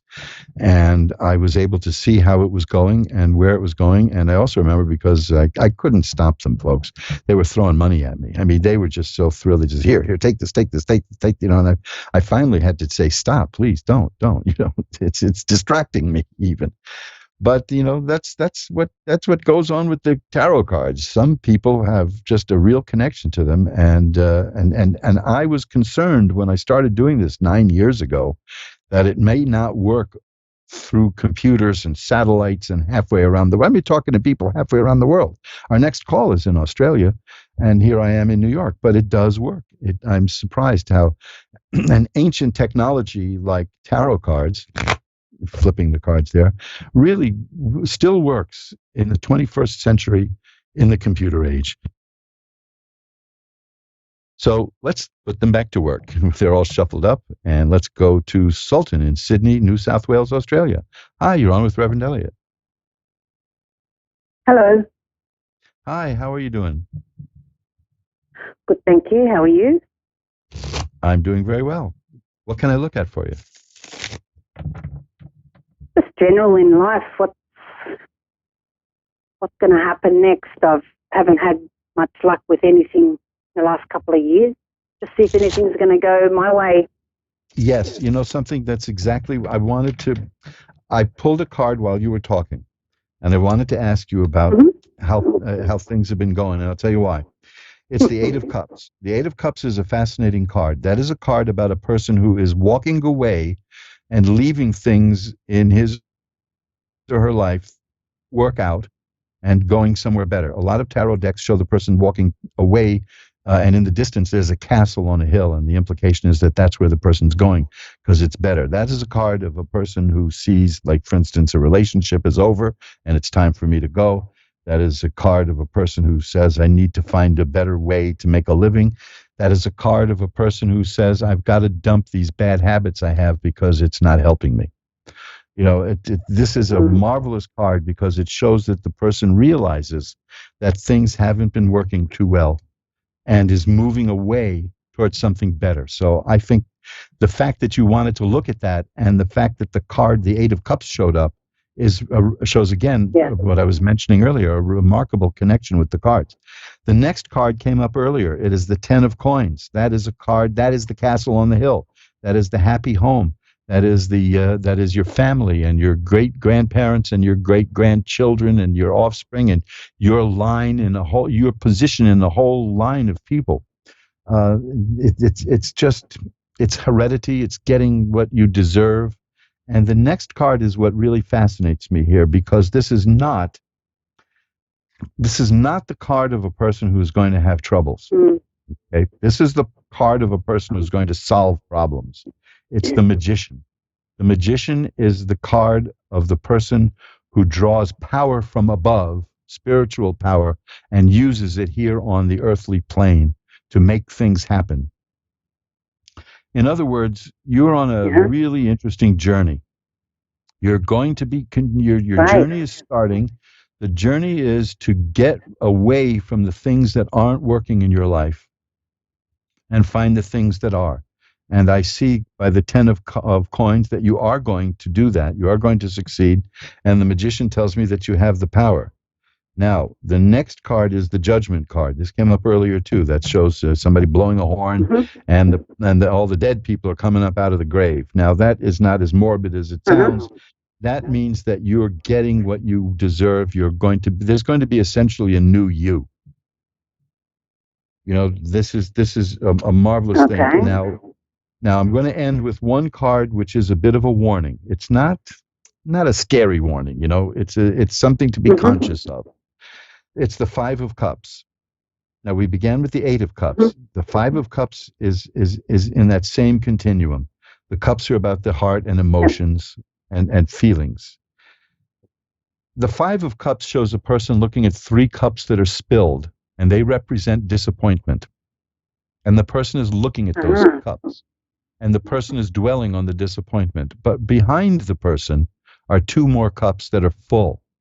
So it's about a partial loss, but it's a warning not to only focus on the loss, but to see what you have right behind you that is still good and can take the place of what you lost. It's almost like the old adage of not crying over spilled milk. But now, this is not saying that you should ignore what happened to you.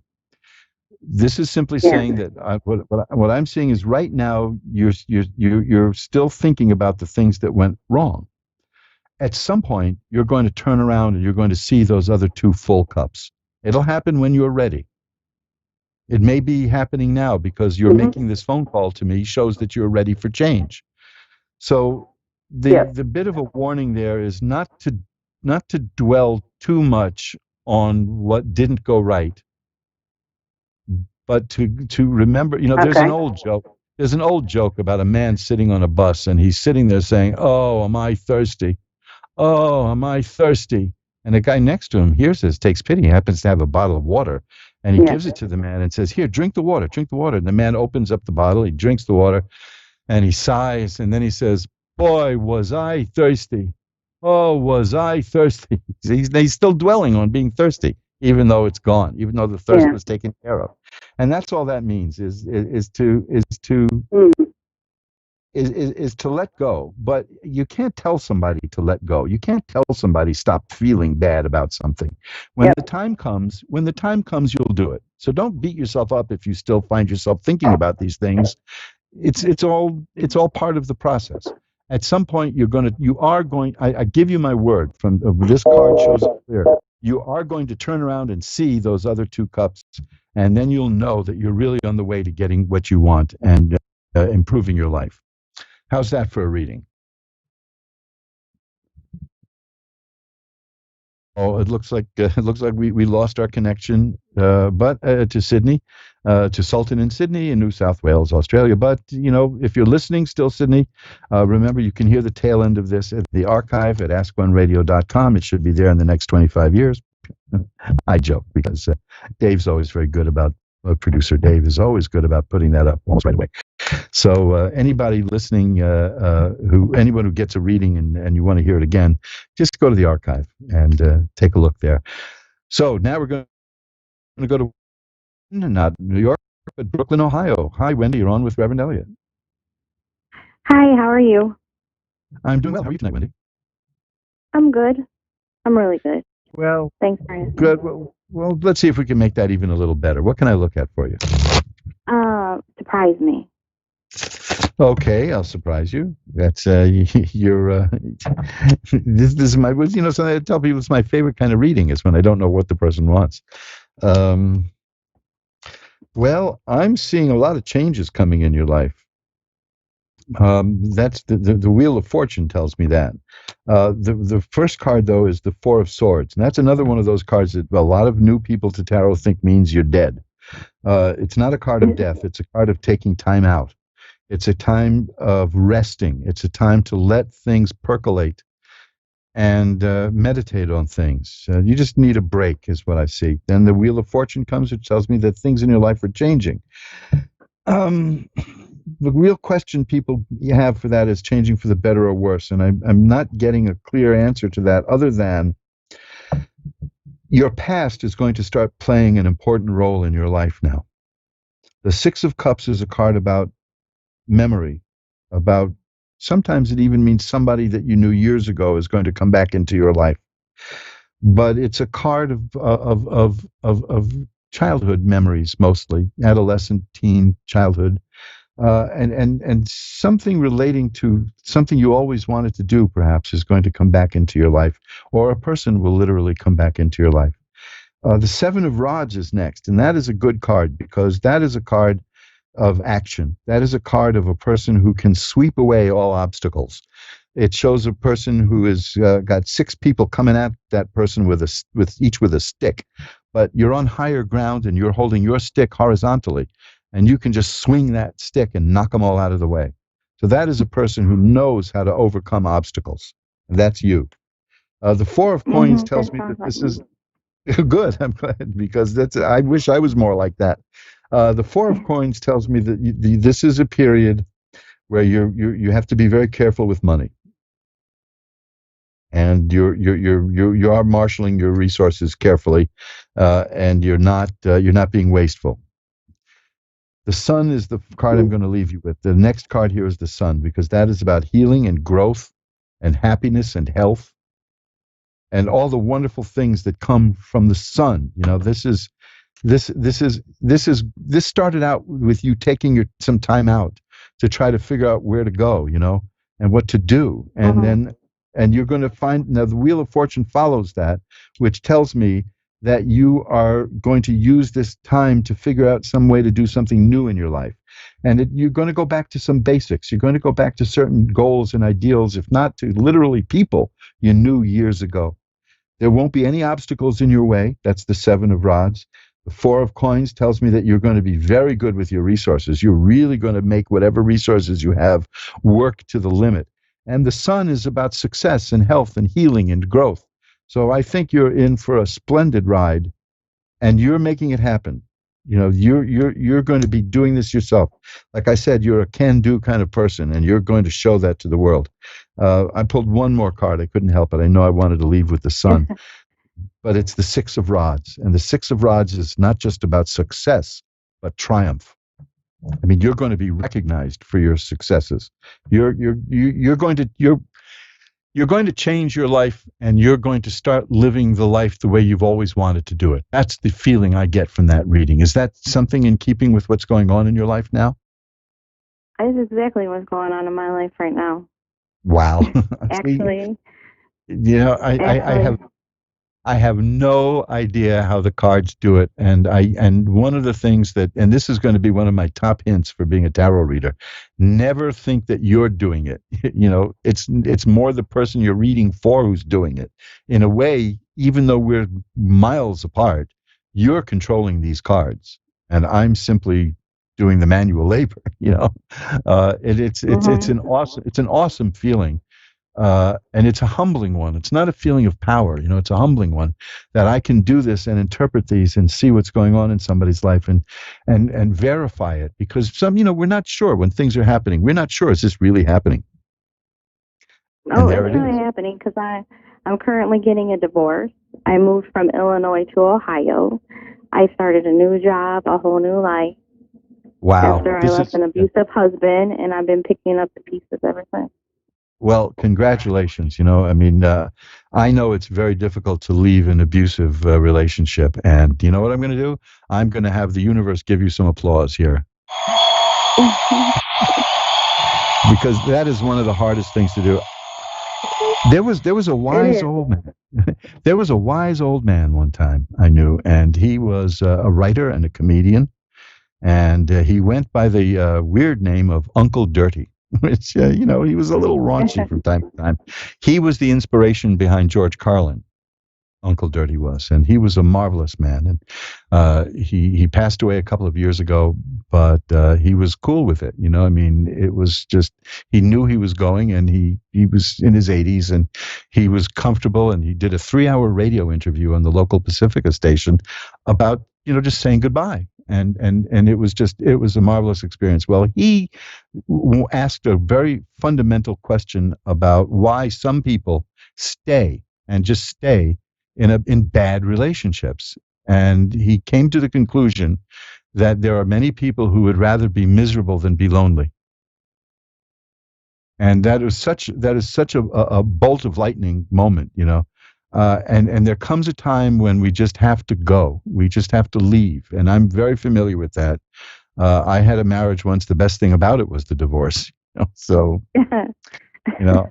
I'm not going to blame her. I mean, we were doing a dance together that was mutually destructive, and I put an end to it. I mean, I someday I'll tell the story of how I did it. It's a remarkable story. I did it on a Valentine's Day, I might add, but that was how I got out. And I'm not blaming the person I was married to. It's something we were doing to each other, and it had to end. And I'm happy to say that we've both gone on to have better lives without each other. So there you go, right? Definitely not an easy decision anytime. No, not at all, because there's such entanglement, and it's hard and it's scary, and I wish you all the best. And the cards showed that especially the sun, that's the card of healing and growth and happiness, and healing is what really counts in this case. That's why I wanted to give you that applause. So when readings like this happen, it just renews my love of tarot cards, because I believe they are alive. Everything is alive, in a certain way. The question is, what level of consciousness do they have? I mean, Rupert Sheldrake, the scientist, is being ridiculed now because he's just asking the question, could the sun be conscious? There are other people who say that water has a memory. And why shouldn't water have memory? After all, our brain is mostly water, and we have memory. So, there's a lot more to life than, like as Shakespeare said, there's more things in heaven and earth that are dreamed of in your philosophy. Too poor a ratio, he says at Hamlet. And these cards show it. And I'm so glad that they gave you a reading that reinforced everything that's been going on in your life. And for that, I've got to run now, but I am going to pull one more card just to see where we go. And yes, the world. That's a major card like the sun. And the world means assured success. So there you go. My hat is off to you.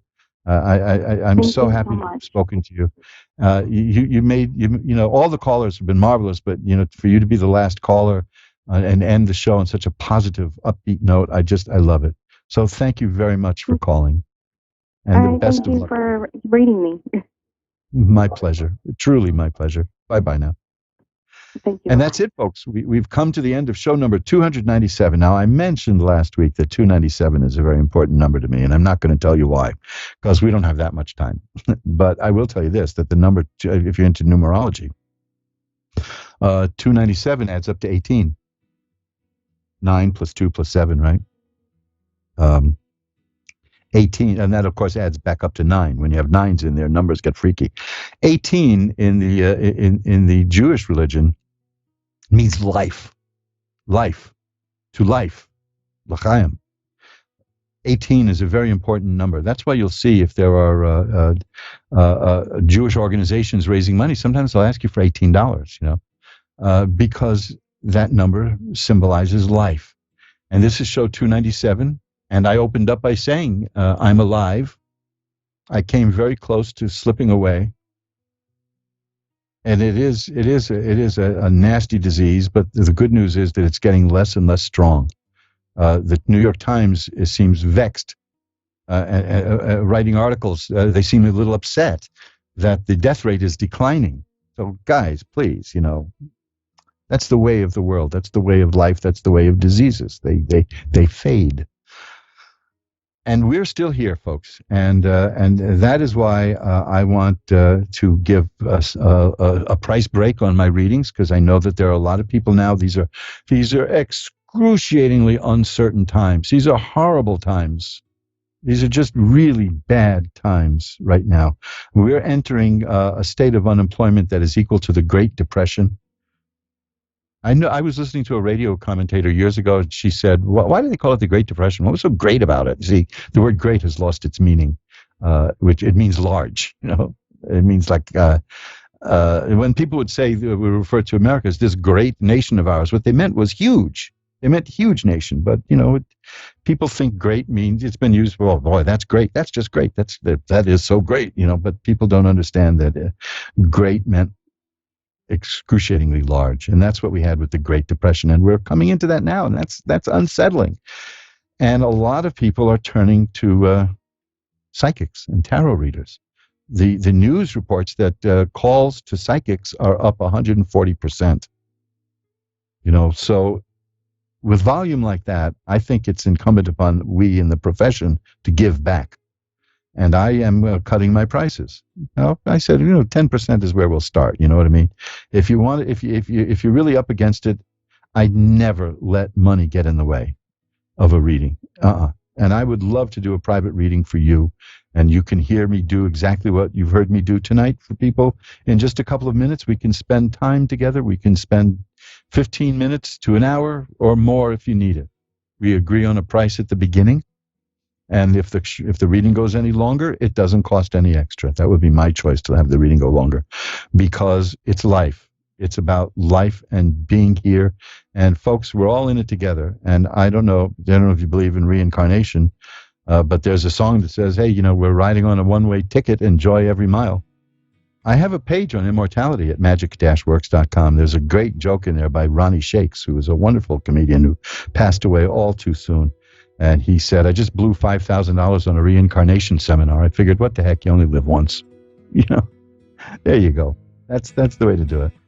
So remember, if you didn't get through tonight and you want to talk to me and contact me for I always offer a free consultation for Ask One Radio listeners. I only charge for consultations to keep the curiosity seekers away and just stay with the serious people. And I know you're serious because you listen here. Email me at asktarot@earthlink.net. asktarot@earthlink.net. And we can arrange something together privately. But for now, just remember, time flies. It's up to you to be the navigator. Goodbye now.